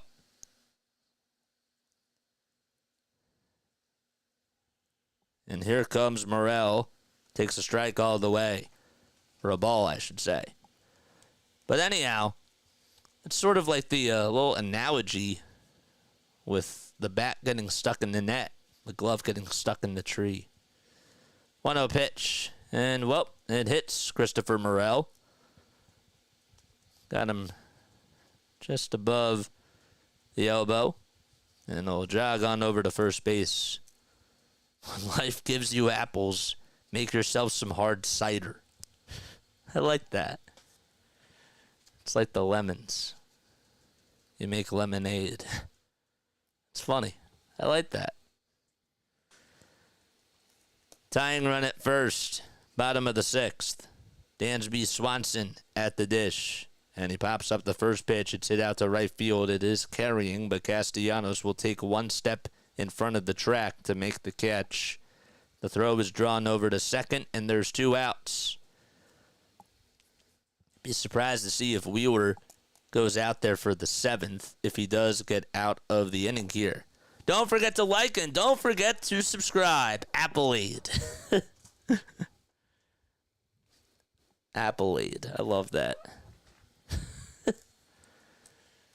2 outs, bottom of the 6th. And, well, up to bat is Pete Crow Armstrong, who's done a lot of damage today against Wheeler. First pitch, swing and a miss. He's had both RBI on a pair of doubles. And he also stole a base, too. The ball's 1 strike. Tossed back over to first. And Bohm doesn't even apply a tag.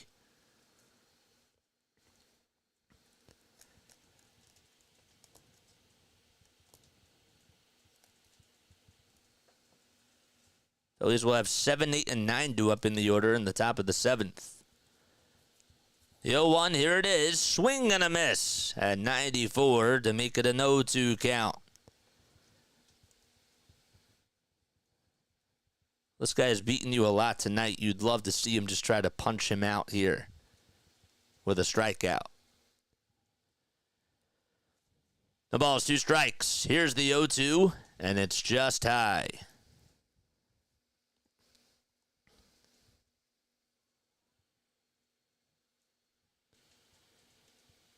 One ball, 2 strikes. 10 seconds left on the pitch clock. Wheeler comes set at the letters and fires the pitch. Ground ball foul. Thank goodness, because looked like the runner was going.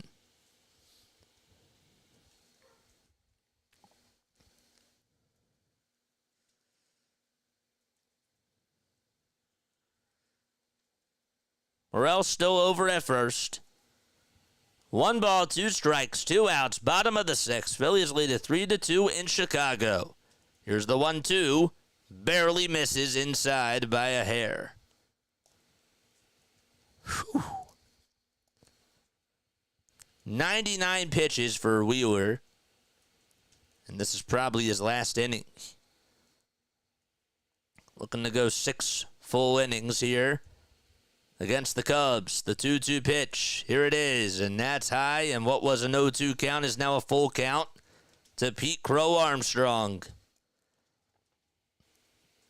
It's just been a tough cookie today.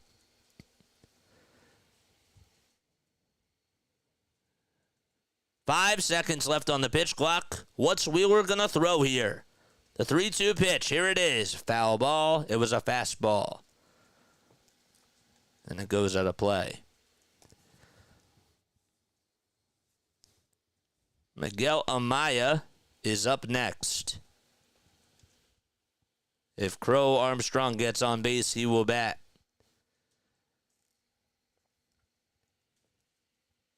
Wheeler checks the runner over at first. That's Morel. Now stares back at the plates. Nods his head. Here's the 3-2 on the way. Fly ball lifted out to center field. Rojas will track it down, though, and make the catch, and the inning is over. So Zack Wheeler able to go 6 strong innings, and we head to the top of the 7th, 3-2 Phillies. Rojas, Marchand, and Stott will be due up in the order for the Phils. Forgot that Pache ended the last inning. So it's 8, 9, and 1 due up in the order. Good stuff. Top of the 7th. One more sub till we get to 3250. Come on, man. We got 358 people tuning in. I'm sure that not all of you are subscribed to our channel. We do almost every single Phillies, Sixers, and Eagles game. I will not actually be on for tomorrow, though. Tomorrow is, of course, the 4th of July. I'm taking off for the 4th. So the game will be at 2:05 p.m. Eastern Time. Maybe halftime we'll be doing it. I don't know. You're more than welcome to go check him out. But, yeah, I will not be on the call tomorrow afternoon. We'll be back on Friday, though. Should be a fun matchup. Hit that thumbs up button, Mod Squad. How many likes do we have? How many likes do we have, Mod Squad? Wonder how Bohm doing in the RBI stat and standings. Oh, I mentioned it. You probably didn't hear it, but he leads the National League in RBI with 70. There we go. We got one more subscriber to get us to 3250. Good. Good stuff. Keep hitting that subscribe button, guys. And hit the like button, too. The like button is really what matters. If we want more people to get on our channel, that's what we have to hit. Spread the word. Tell your friends. Tell your family. Tell everybody, man. 122 likes. 365 people watching. We're live for almost 365 days a year. Seriously. Let's get to 365 likes. D. Larry beat you. No, I'm kidding. Thank you, guys. Thank you, guys. It's a race now every time. It's a race. After every half inning, that's what we got to do. It's going to be a race now. D, I believe in you. I believe that you can beat Larry at this. I do. I do. I definitely believe in you. Here's Yohan Rojas, who takes a strike on the outside edge for strike 1. Porter Hodge is on the mound now for the Cubs. If you can do better, chat, hit that thumbs up button and subscribe. I bet you Mike would actually be really good at this, too. 1 ball, 1 strike in the pitch, and that's taken for a ball. It was in the dirt. Larry, you up for the competition? Here's the 2-1, and that's inside and high for ball 3. Watch out, Larry, says D.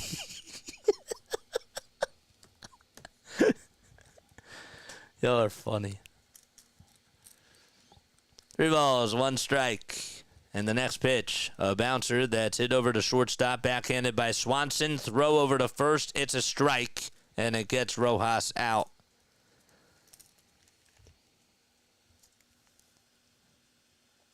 Swanson just does a really good job over at the shortstop position defensively.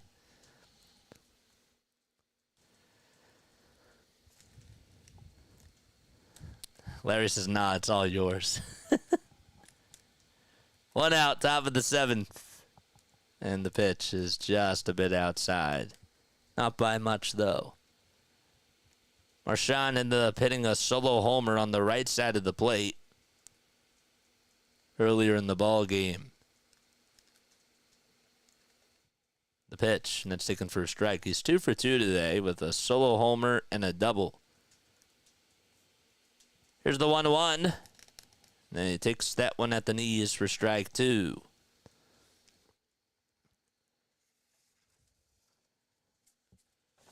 So 1-2 is the count. And the 1-2 pitch, here it is. Strike 3 called on the outside corner. And Porter Hodge able to record the second out of the inning.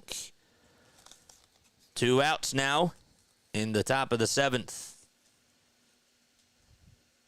And he just caught Marchand looking at strike 3. Here comes Bryson Stott, and he takes a sweeper that's just on the top third part of the zone for strike 1. Stott today 0 for 2 with a walk back in the first.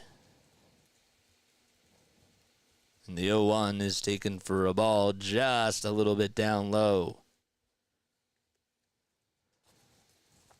Here's the 1-1 pitch. High bouncer hit over to shortstop, backhanded by Swanson. Throw over to first in time, and the inning is over. 1-2-3 go the Phils, and we head to the bottom of the 7th. Phillies lead 3-2 against the Cubs. It's stretch time. All right, we are going into our break. It is time now for your Philadelphia Phillies trivia question of the day. All right, we have our first sponsorship. We have our first sponsorship on this channel. So, without further ado, this 7th inning trivia question is brought to you by Ethan Baumholtz of Advisors Mortgage. Are you looking to purchase or refinance a primary residence, a second home, or investment property in New Jersey or Pennsylvania? I gotta tell you, my guy Ethan Baumholtz has you covered, man.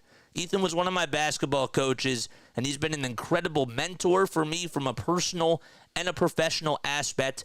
Over 20 years of experience, Ethan is dedicated to making your mortgage process smooth and stress-free, and will find the best mortgage solutions tailored to your needs. For personalized services, call Ethan today at 609-230-5558 or email him at ebaumholtz@advisorsmortgage.com.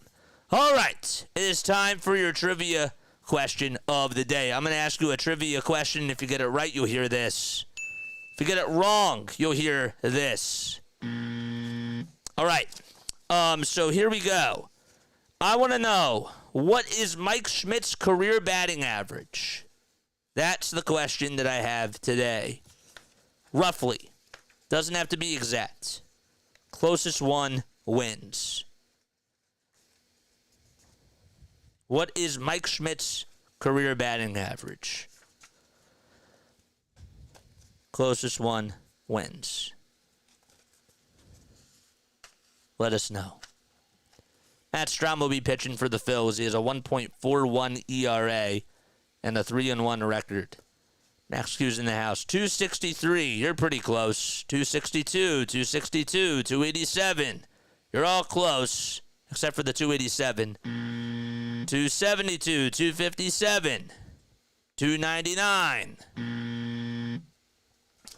Nope.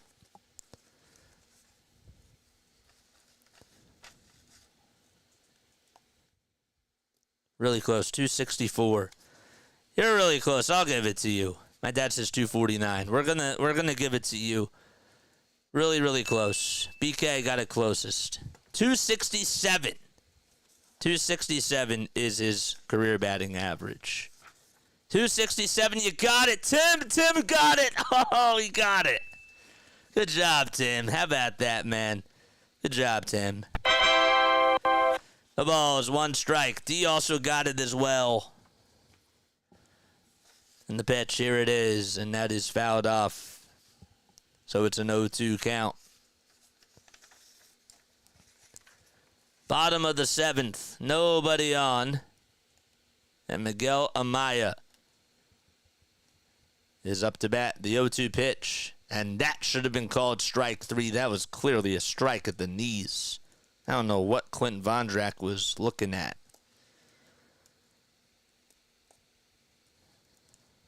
Whew, man. Strom on the bump. What's he going to throw here? The 1-2 pitch, here it is. And that time it's a called strike. It was a slider. And there's 1 out. Dad, you got a hi from Liz. You're a celebrity now, Dad. You got a hi from Liz. Maggie got it also. It's tough because the chat just flies by, so congratulations, Maggie. Thank you so much, Adam, for letting us know. Congrats, Maggie. 1 out, bottom of the 7th. And the pitch is fouled away. So Amaya strikes out. And Nico Horner is coming up. 3-2 Phils. 5 total pitches by Strom. 4 seconds left on the pitch clock. And the 0-1 fouled away. We got a $10 super chat from Jamie K. What is up, Jamie? Happy 4th all, JJ. Thank you. Home safe after a night soaking up brews with the gang. These late games are good for hanging at home with JJ. Calzone on their table. Aw. Thank you. Don't make me blush. 0-2. And that's way up high. No problem, Maggie.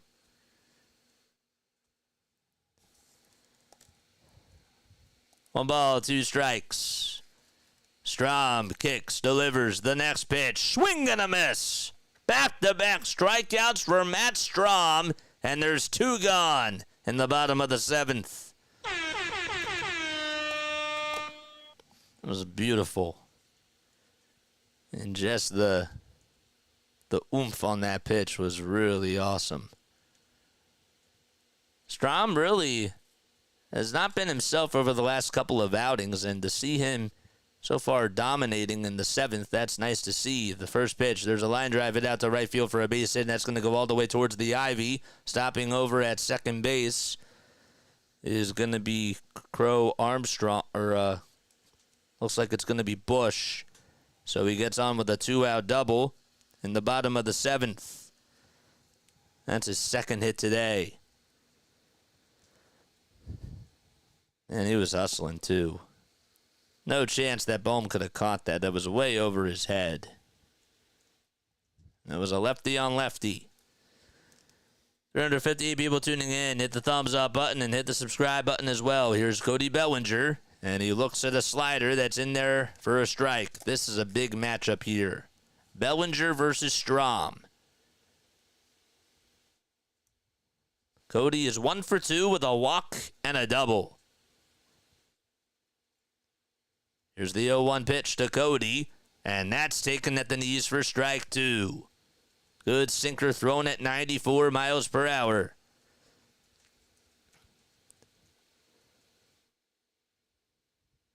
Bellinger is 2 for 13 against Strom during his career. Obviously got to play him a lot when Bellinger was on the Dodgers, and Strom was a part of the Padres. Time called by Cody. He'll take a step out of the box and now wants to draw his bat as he steps back in.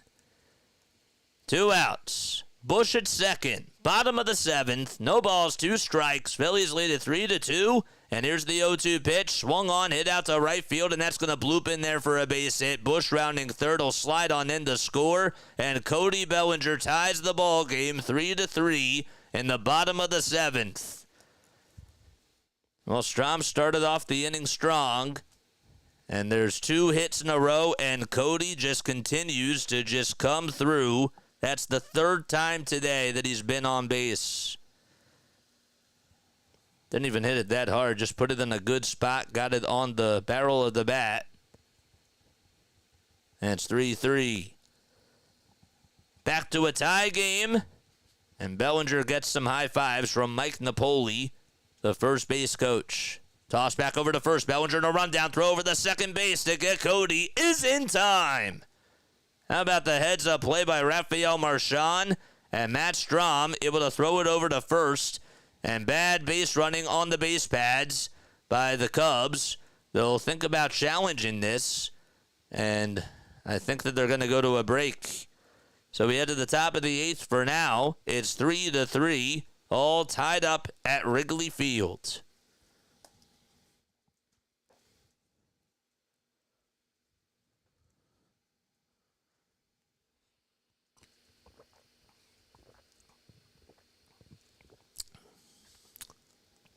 It was a good pickoff.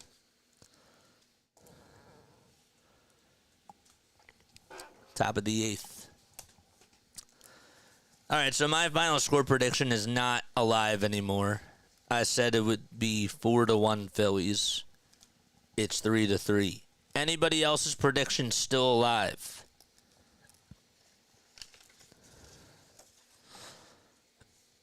Anyone else is still alive?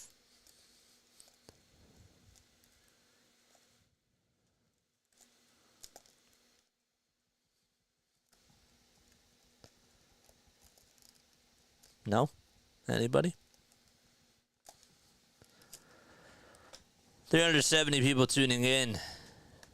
Love you all, man.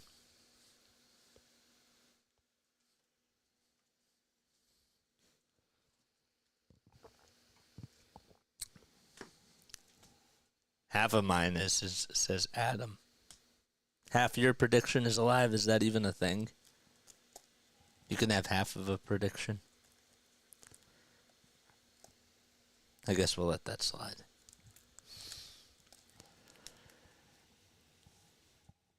Yeah, Strom's ERA was at a 1.41 coming into this outing. So, overall, he's done a good job. Just 2 outings before Saturday, he just allowed those 2 earned runs. Then he allowed the hit. The 1 hit on Saturday. Just tuned in, so I'm going 4-3 Phillies. I said 3-2 in extras. I hate extras. Please no. Says MC Philly. All right, so Tyson Miller is going to be out there for the Cubs. He has a 2.15 ERA in 29 1/3 of an inning, along with 28 strikeouts.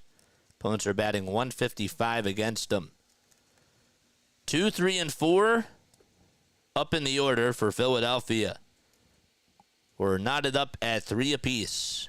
The pitch to Turner, and he fouls it off. Phillies were down 1-0, thanks to an RBI double by Pete Crow Armstrong back in the 2nd. And then Rafael Marchand tied it up on a solo homer against Shota Imanaga.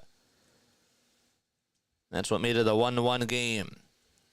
Here's the 0-1 to Turner, swing and a miss. Then the Phillies were down 2-1 on an RBI double, again hit by Pete Crow Armstrong. And then Alec Bohm gave the Phillies a 3-2 lead on a 2-run homer, which was back in the 6th inning. Cubs just tied it, though, in the bottom of the 7th on an RBI single by Cody Bellinger. Here's the 0-2 to Trey, and he takes it off the plate all the way. No more jinxes, please. Can't help it if you're talking about it from me.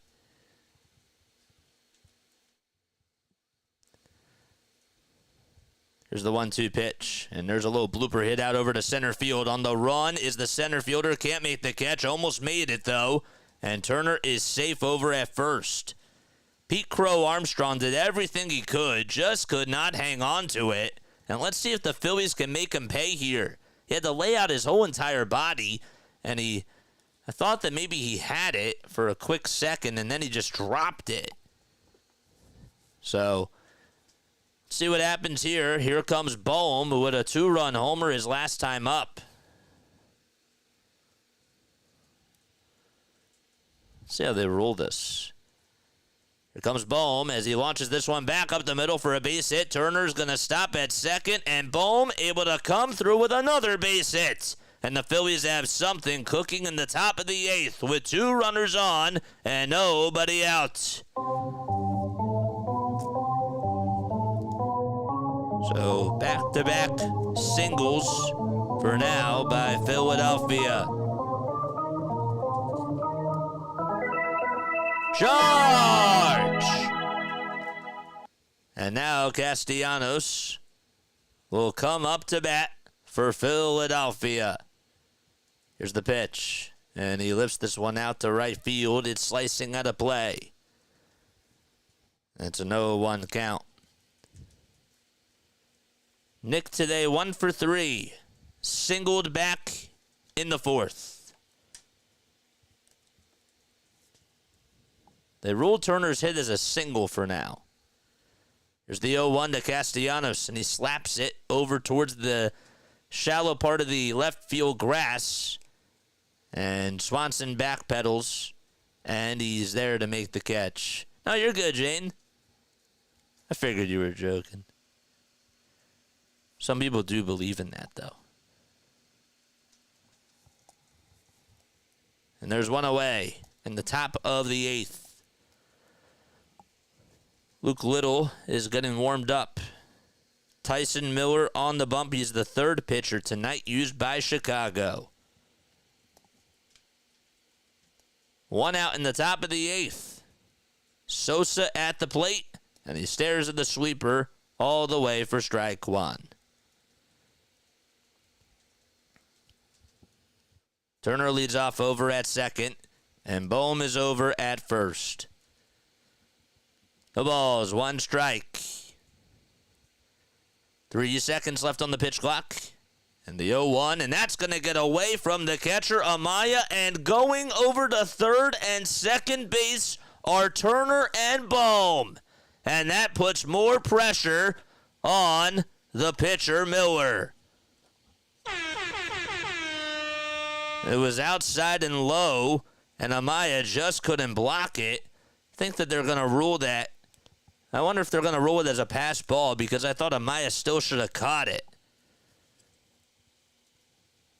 The 1-1 on the way, and that's popped up. Hit out over towards shallow center field. Crow Armstrong will come running in. He'll test the arm. The throw to the plate is off the line, and the Phillies take the lead again. A sac fly by Edmundo Sosa, and it's now 4-3 Philadelphia.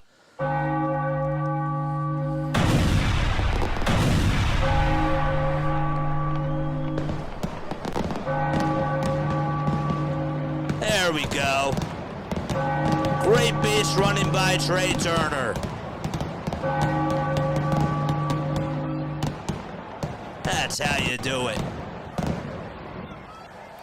So now it's up to Whit Merrifield. Still over at second is Bohm, and the pitch is outside for a ball. That's got to be one of the shortest sacrifice flies that you're going to see.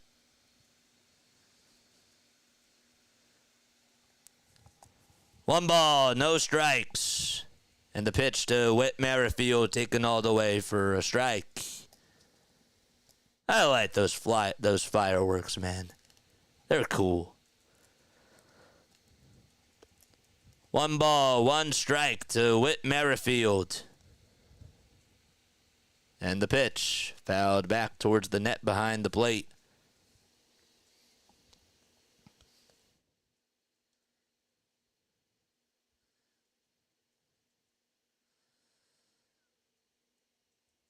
Lifetime against the Cubs, Whit is batting .283 with a homer. Actually, I should say 2 homers and 6 RBI and 11 runs scored. And the 1-2 misses wide.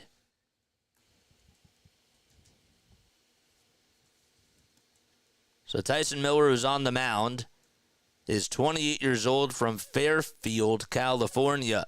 He's 6'5" and weighs 220 pounds.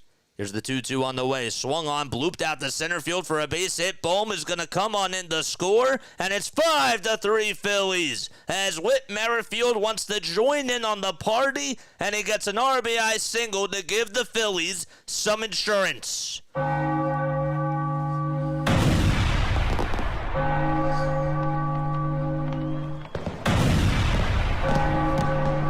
There you go. Larry's the pinch hit. That worked. He'll take it. He'll absolutely take it.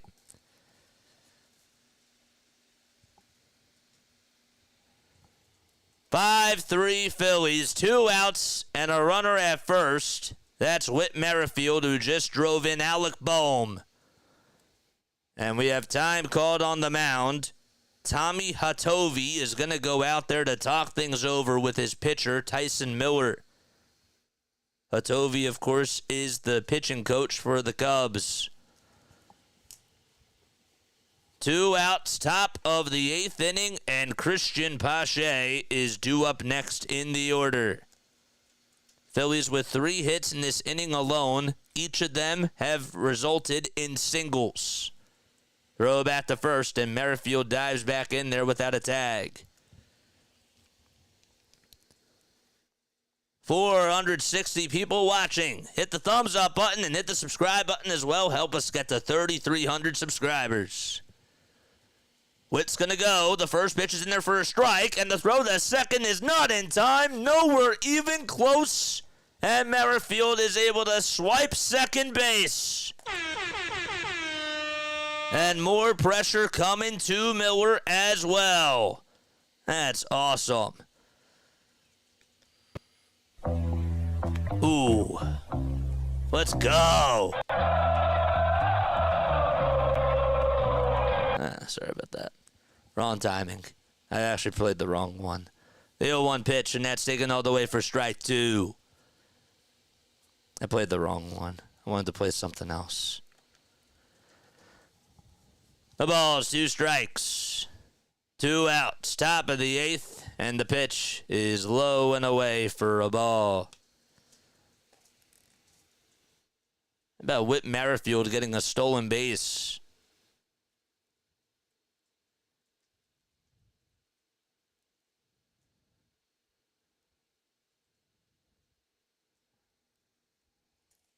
One ball, 2 strikes to Christian Pache. 5-3 Phillies. 1-2 is up high again. 2-2 count. Just continue to put the pressure on Tyson Miller. I'm sure that Pete Crow Armstrong is thinking that he should have caught that.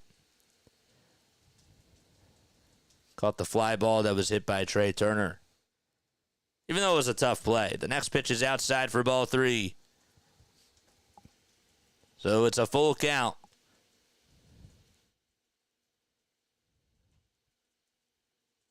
Three balls, 2 strikes to Pache. And the payoff pitch, swing and a miss. Swung at a 90-mile-per-hour pitch on the outside corner. And the inning is over. The damage is done, though. The Phillies take a 5-3 lead thanks to a sac fly by Edmundo Sosa and an RBI single by Whit Merrifield. And we head to the bottom of the 8th, 5-3 Phillies. We'll forever remember this as the Whit Merrifield game. I don't even know if this was his best or his most memorable moment. He has had 3 homers this season.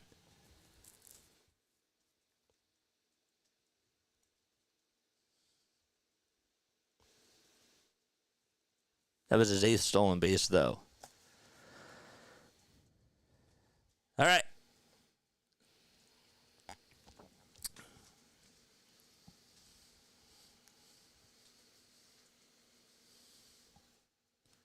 What does Jamie say?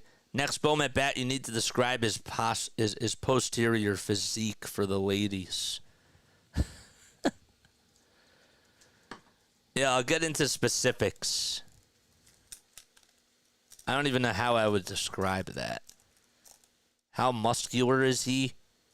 I don't know, brown eyes.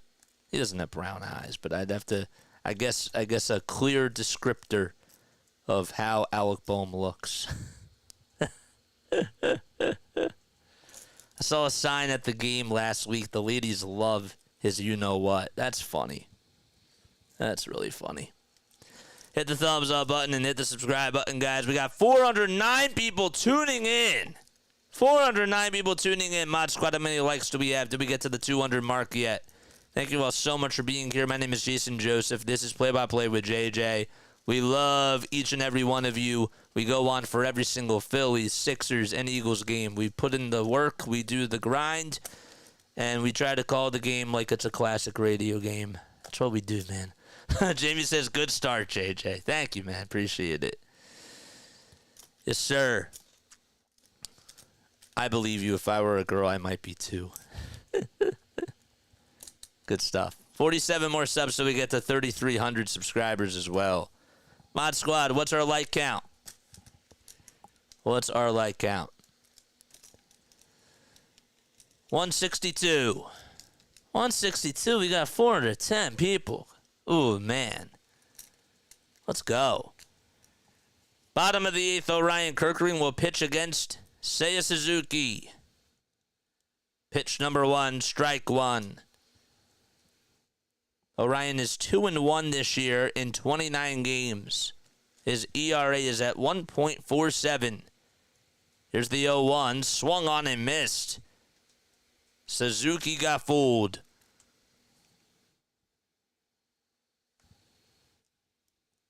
Seiya is hitless tonight. Here's the pitch. Upstairs again. Seiya's taking a lot of pitches that have been up high tonight. 1 ball, 2 strikes. And the 1-2 offering, low and away.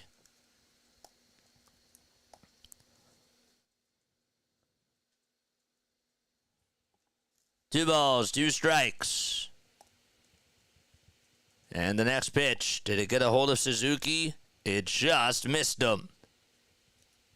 So it was a 0-2 count, and now it's a full count, but Craig Counsell is saying hold up, and they're going to put the headsets on, and the Cubs are going to challenge this. So Cubs will challenge this and see if he actually got hit by the pitch here. Let's see again if Kirkering did end up hitting him. Did it catch him? It's a little bit hard to tell. You didn't see the ball take a weird bounce or whatever. You know, you're watching it in motion. The pitch didn't really stop the motion, or the motion didn't really stop heading into the glove. Nothing was slowed down. It didn't look like anything hit it, or there was any sort of friction. So it is a challenge called by Craig Counsell.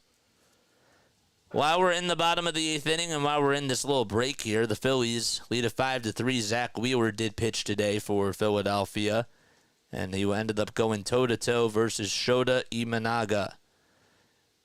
Wheeler went 6 innings, allowed 5 hits, 2 earned runs, 2 walks, and 7 strikeouts on 102 pitches.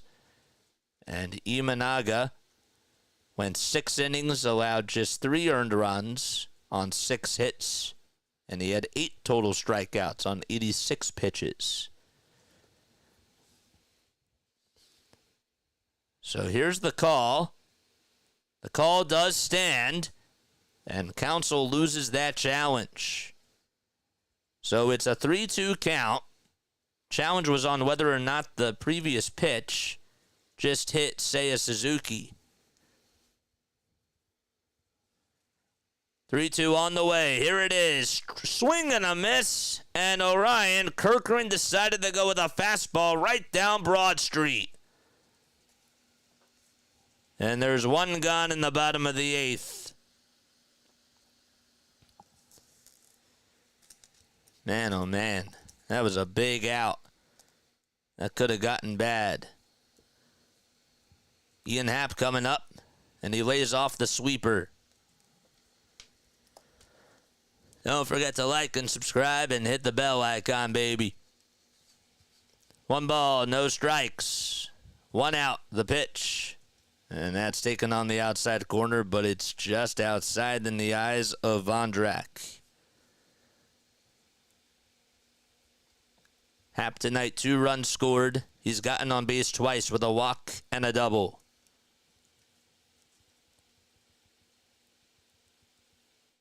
The pitch. And that's taken for a strike at the knees. Kerkering not wasting any time. 2 balls, 1 strike. And he fires. The next one swung on and missed. And now the count is even and locked up at 2 apiece. 10 pitches by Kerkering. 2 balls, 2 strikes. The windup and the next pitch. A foul ball. And it goes out of play. It actually hit the backstop and then went back onto the field. They still have not gotten Sosa's bat down. Sosa flinged his bat. It went straight into the foul ball netting. It was back in, I believe it was the 6th inning.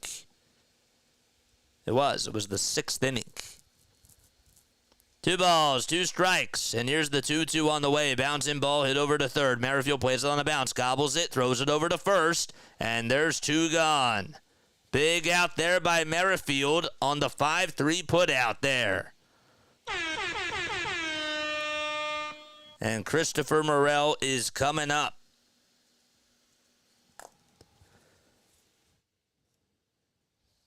It was a big play by Witt, too. He sort of had to shuffle his feet over towards his left side, gather himself, throw it over to first, and a guy that doesn't play third base all the time, thought he did pretty good for that.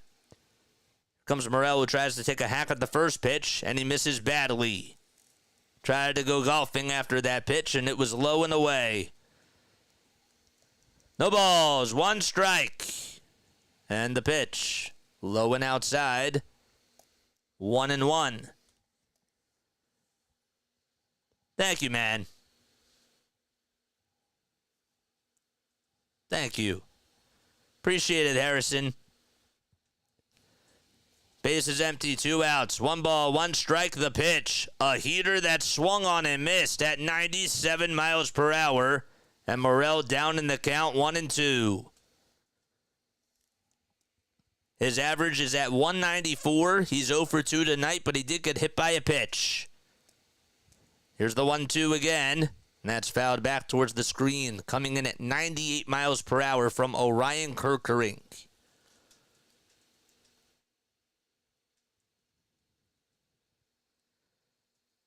Phillies in the 9th will have 8, 9, and 1 due up in the order.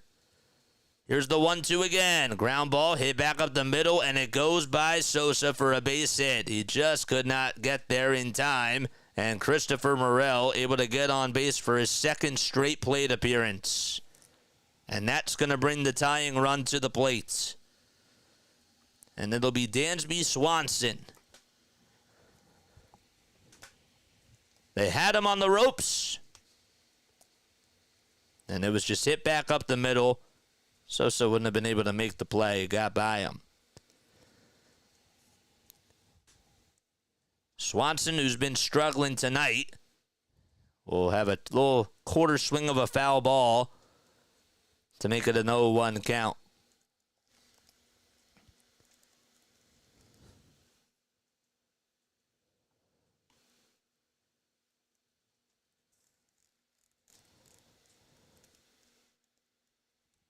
The balls, 1 strike. Pitch number 2 of the at-bat. Low and away.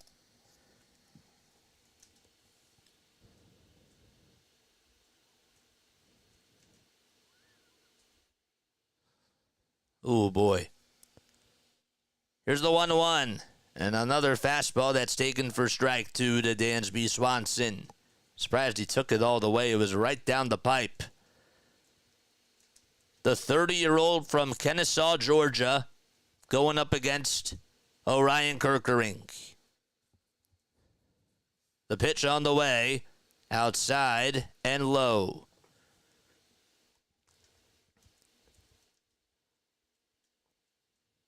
Swanson is 0 for 1 against Kerkering in his career. 2-2 pitch. Here it is. Swing and a miss. Orion Kerkering able to get the job done and slam the door in the bottom of the 8th. And we head to the top of the 9th. That was a big inning by Orion Kerkering as the Phillies bullpen continues to be stellar throughout the season. Top of the 9th. 8, 9, and 1 due up in the order for the Phils. Let's go. Mainstream media is bleh. This is going to take over, man. We got our first super chat from Harrison Talbot. What's up, Harrison? Congratulations on your first super chat. Appreciate it, man.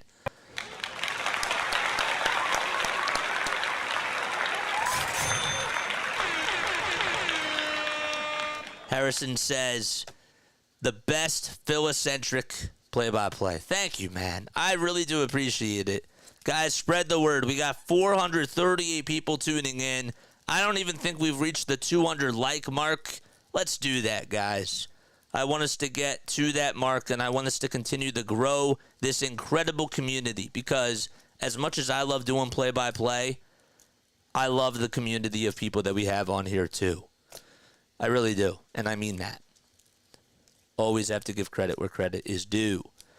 Don't forget to subscribe as well. 45 more subs till we get to 3,300. Oh, I can sniff it.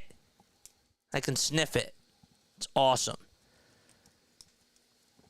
Corey Seidman just posted on Twitter. Of course, he covers the Phillies on NBCSportsPhiladelphia.com. He said, quote, Orion Kerkering pitching pretty much exclusively in high-leverage situations, has gone 23 consecutive appearances since allowing a run in a game he entered with the Phillies leading. It's a really cool stat to know. Yes, sir. Just noticed I can't hit like on the super chats. You might have to refresh your page, my guy. That's probably what it is. 5 runs manufactured by the Phillies. They've scored 4 of their 5 runs in the last 3 innings. Let's go.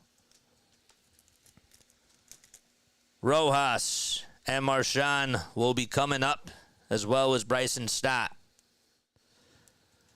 And Luke Little pitching in a big spot here for the Cubs. 26 games. He has a 3-1 record and a 3.80 ERA. Here's the pitch, and it's taken all the way for a strike. It's on the outside edge. Johan Rojas had to take it all the way. Surprised he didn't just lay it down. Probably should have just done that, but nonetheless, it's an 0-1 count. And the 0-1 is painted perfectly on the inside corner at the knees for strike 2.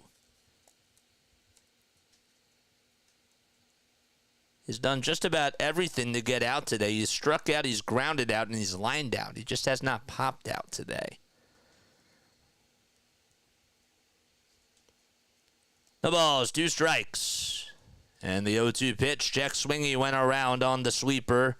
It ended up going into the dirt. And 3 strikes, he's out.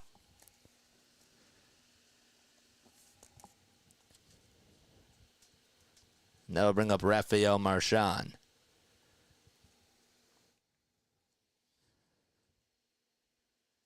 Learn something new every day, guys. Luke Little is 23 years old. That I didn't know. And Marchand will take a ball. It was a sweeper that just missed.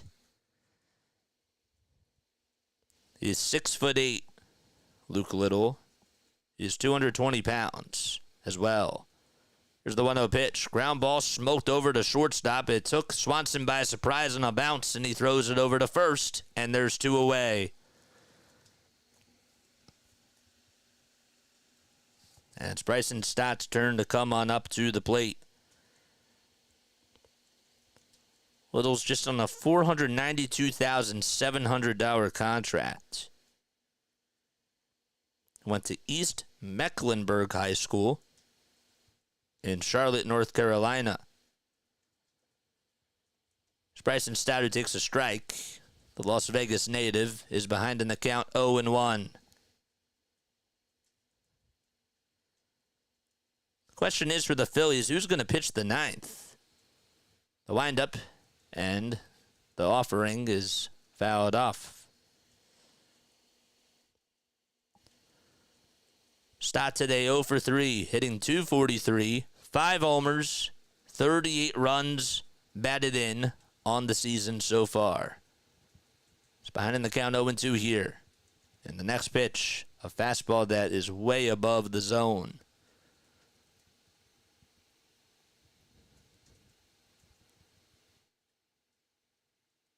Stott has recorded a hit in 5 of his last 7 games.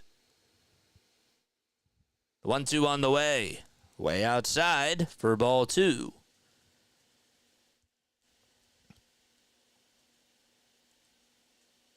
Little was originally drafted as a 4th-round pick in the 2020 MLB draft. And remember, the draft was shortened that year. Used to be 25 rounds. They made it 5 rounds that year. 2-2 on the way. And that is whacked at, but it's a foul ball as it goes over towards the tarp. And Michael Busch almost made a nice catch at the tarp a little bit earlier in the game. Was like, yeah, I don't think I have to make a nice play like that.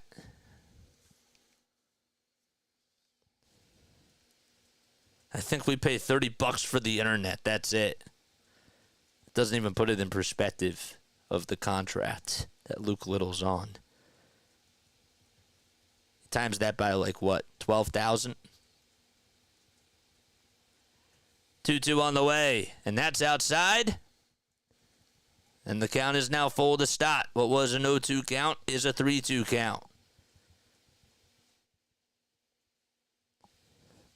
Base is empty, 2 outs, and the payoff pitch, a little dribbler that's hit over towards the mound, and the throw over to first is in time. What a strike thrown by Little, and the inning is over.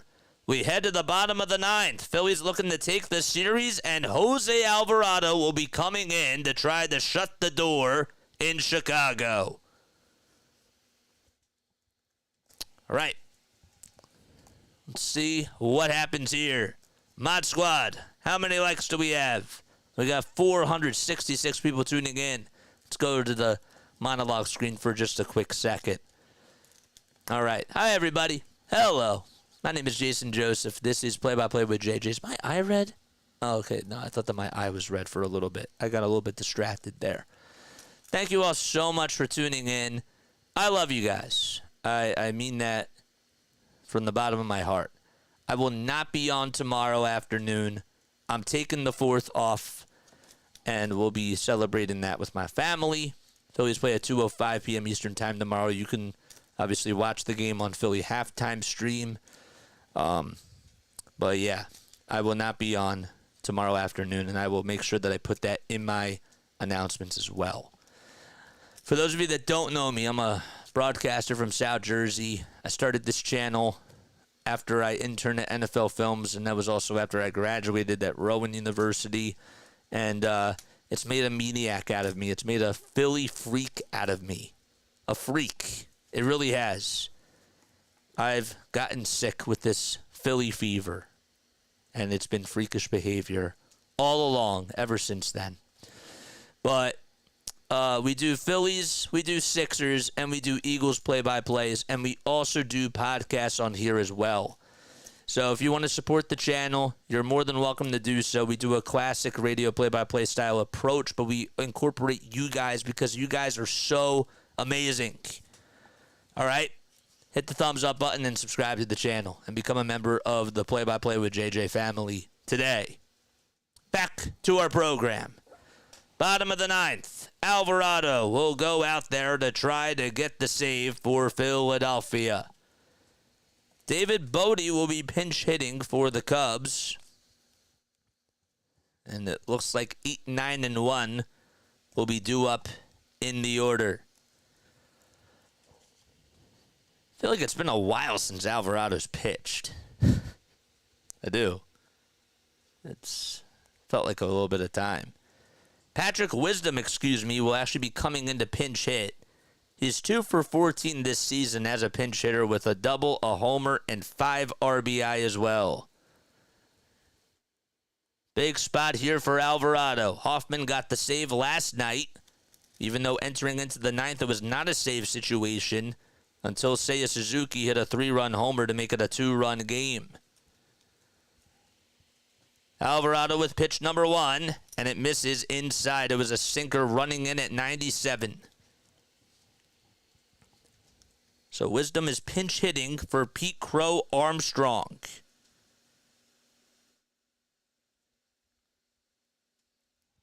One ball, no strikes. The windup and the pitch. And that catches the plaque on the inside part of the plate for strike 1.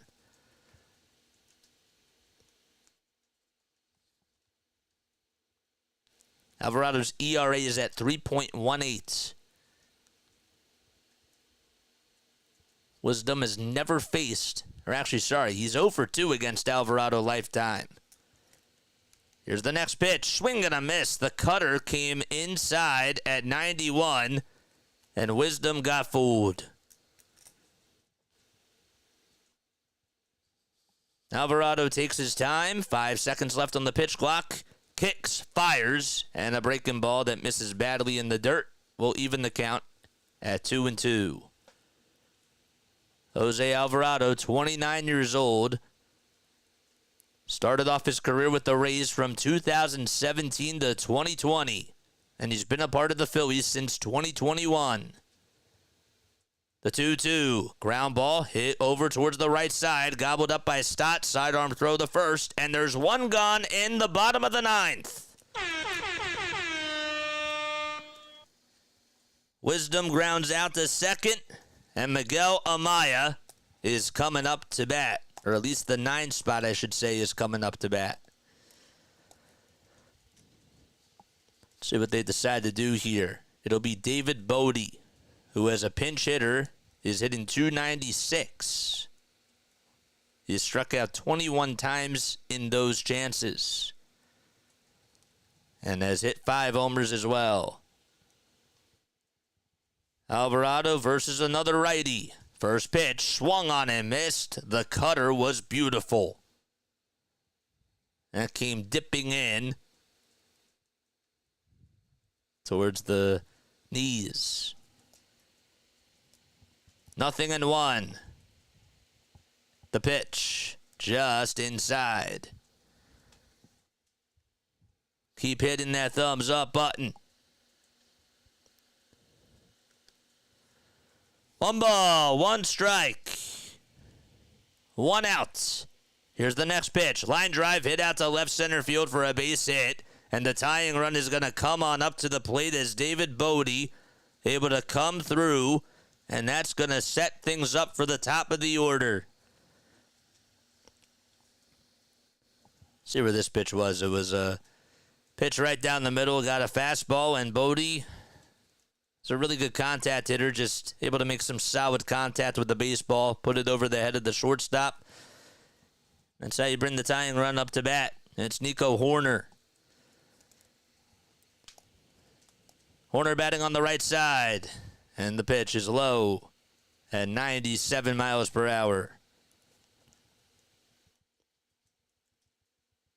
Hoerner is hitless. He's grounded out twice, and he has also struck out twice as well. A double play would end the ball game. The 1-0 fouled off. Christopher Sanchez will be on the bump tomorrow, and he'll be facing Jamison Tyone. Phillies looking to take the series, though, tonight. Tying run at the plate, and the 1-1, it's popped up and hit over towards the first base side, but it will head out of play. And it's a 1-2 count.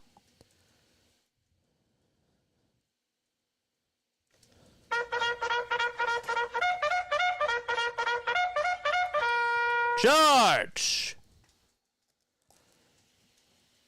1-2 is the count.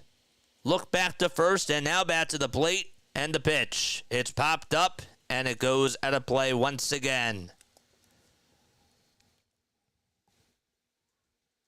Tickets for tomorrow's game are as low, according to Vivid Seats, as $57.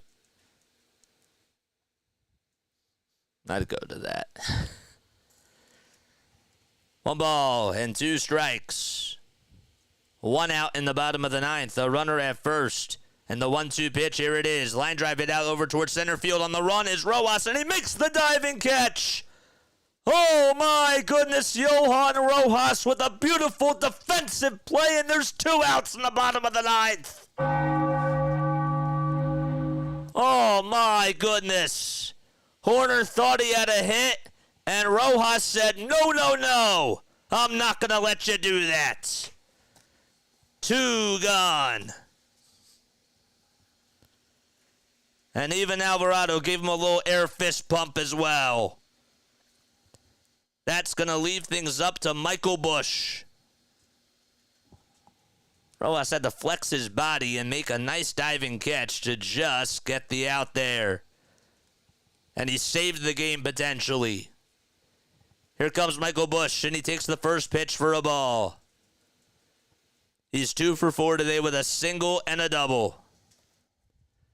Alvarado takes a very quick breath, looks back at first, and the 1-0, here it is, and that's taken for a strike at 98 miles per hour.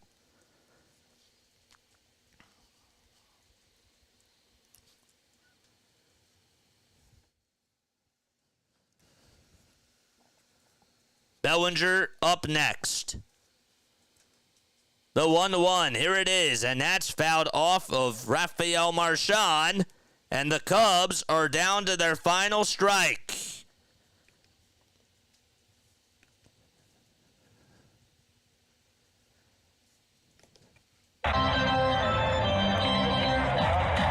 Here we go. 1 ball, 2 strikes. Phillies fans standing out at Wrigley Field. 5 seconds left on the pitch clock. Alvarado kicks, fires the pitch, swung on and missed. The Philadelphia Phillies able to win another series. And, well, they're looking to go for the sweep tomorrow on the 4th of July. Ring the bell, the Philadelphia Phillies get another win in the books. The 22nd comeback win of the season. That's tied for 4th in all of baseball. Here come the fireworks.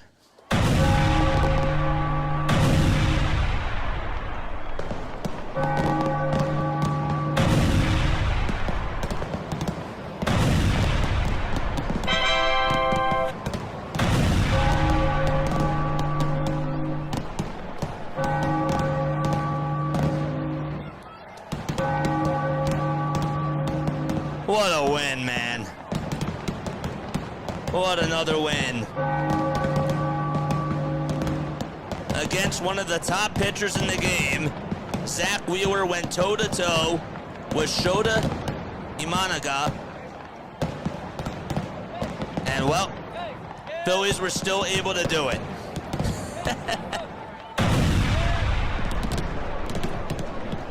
They win by a final score of 5-3. And all this team knows how to do is just win games. It took Wheeler 102 pitches. It did. Took him 102 pitches, man. But he went 6 innings, allowed 5 hits, 2 earned runs. He had 7 strikeouts as well. And, man, win number 57 feels pretty good. I ain't gonna lie.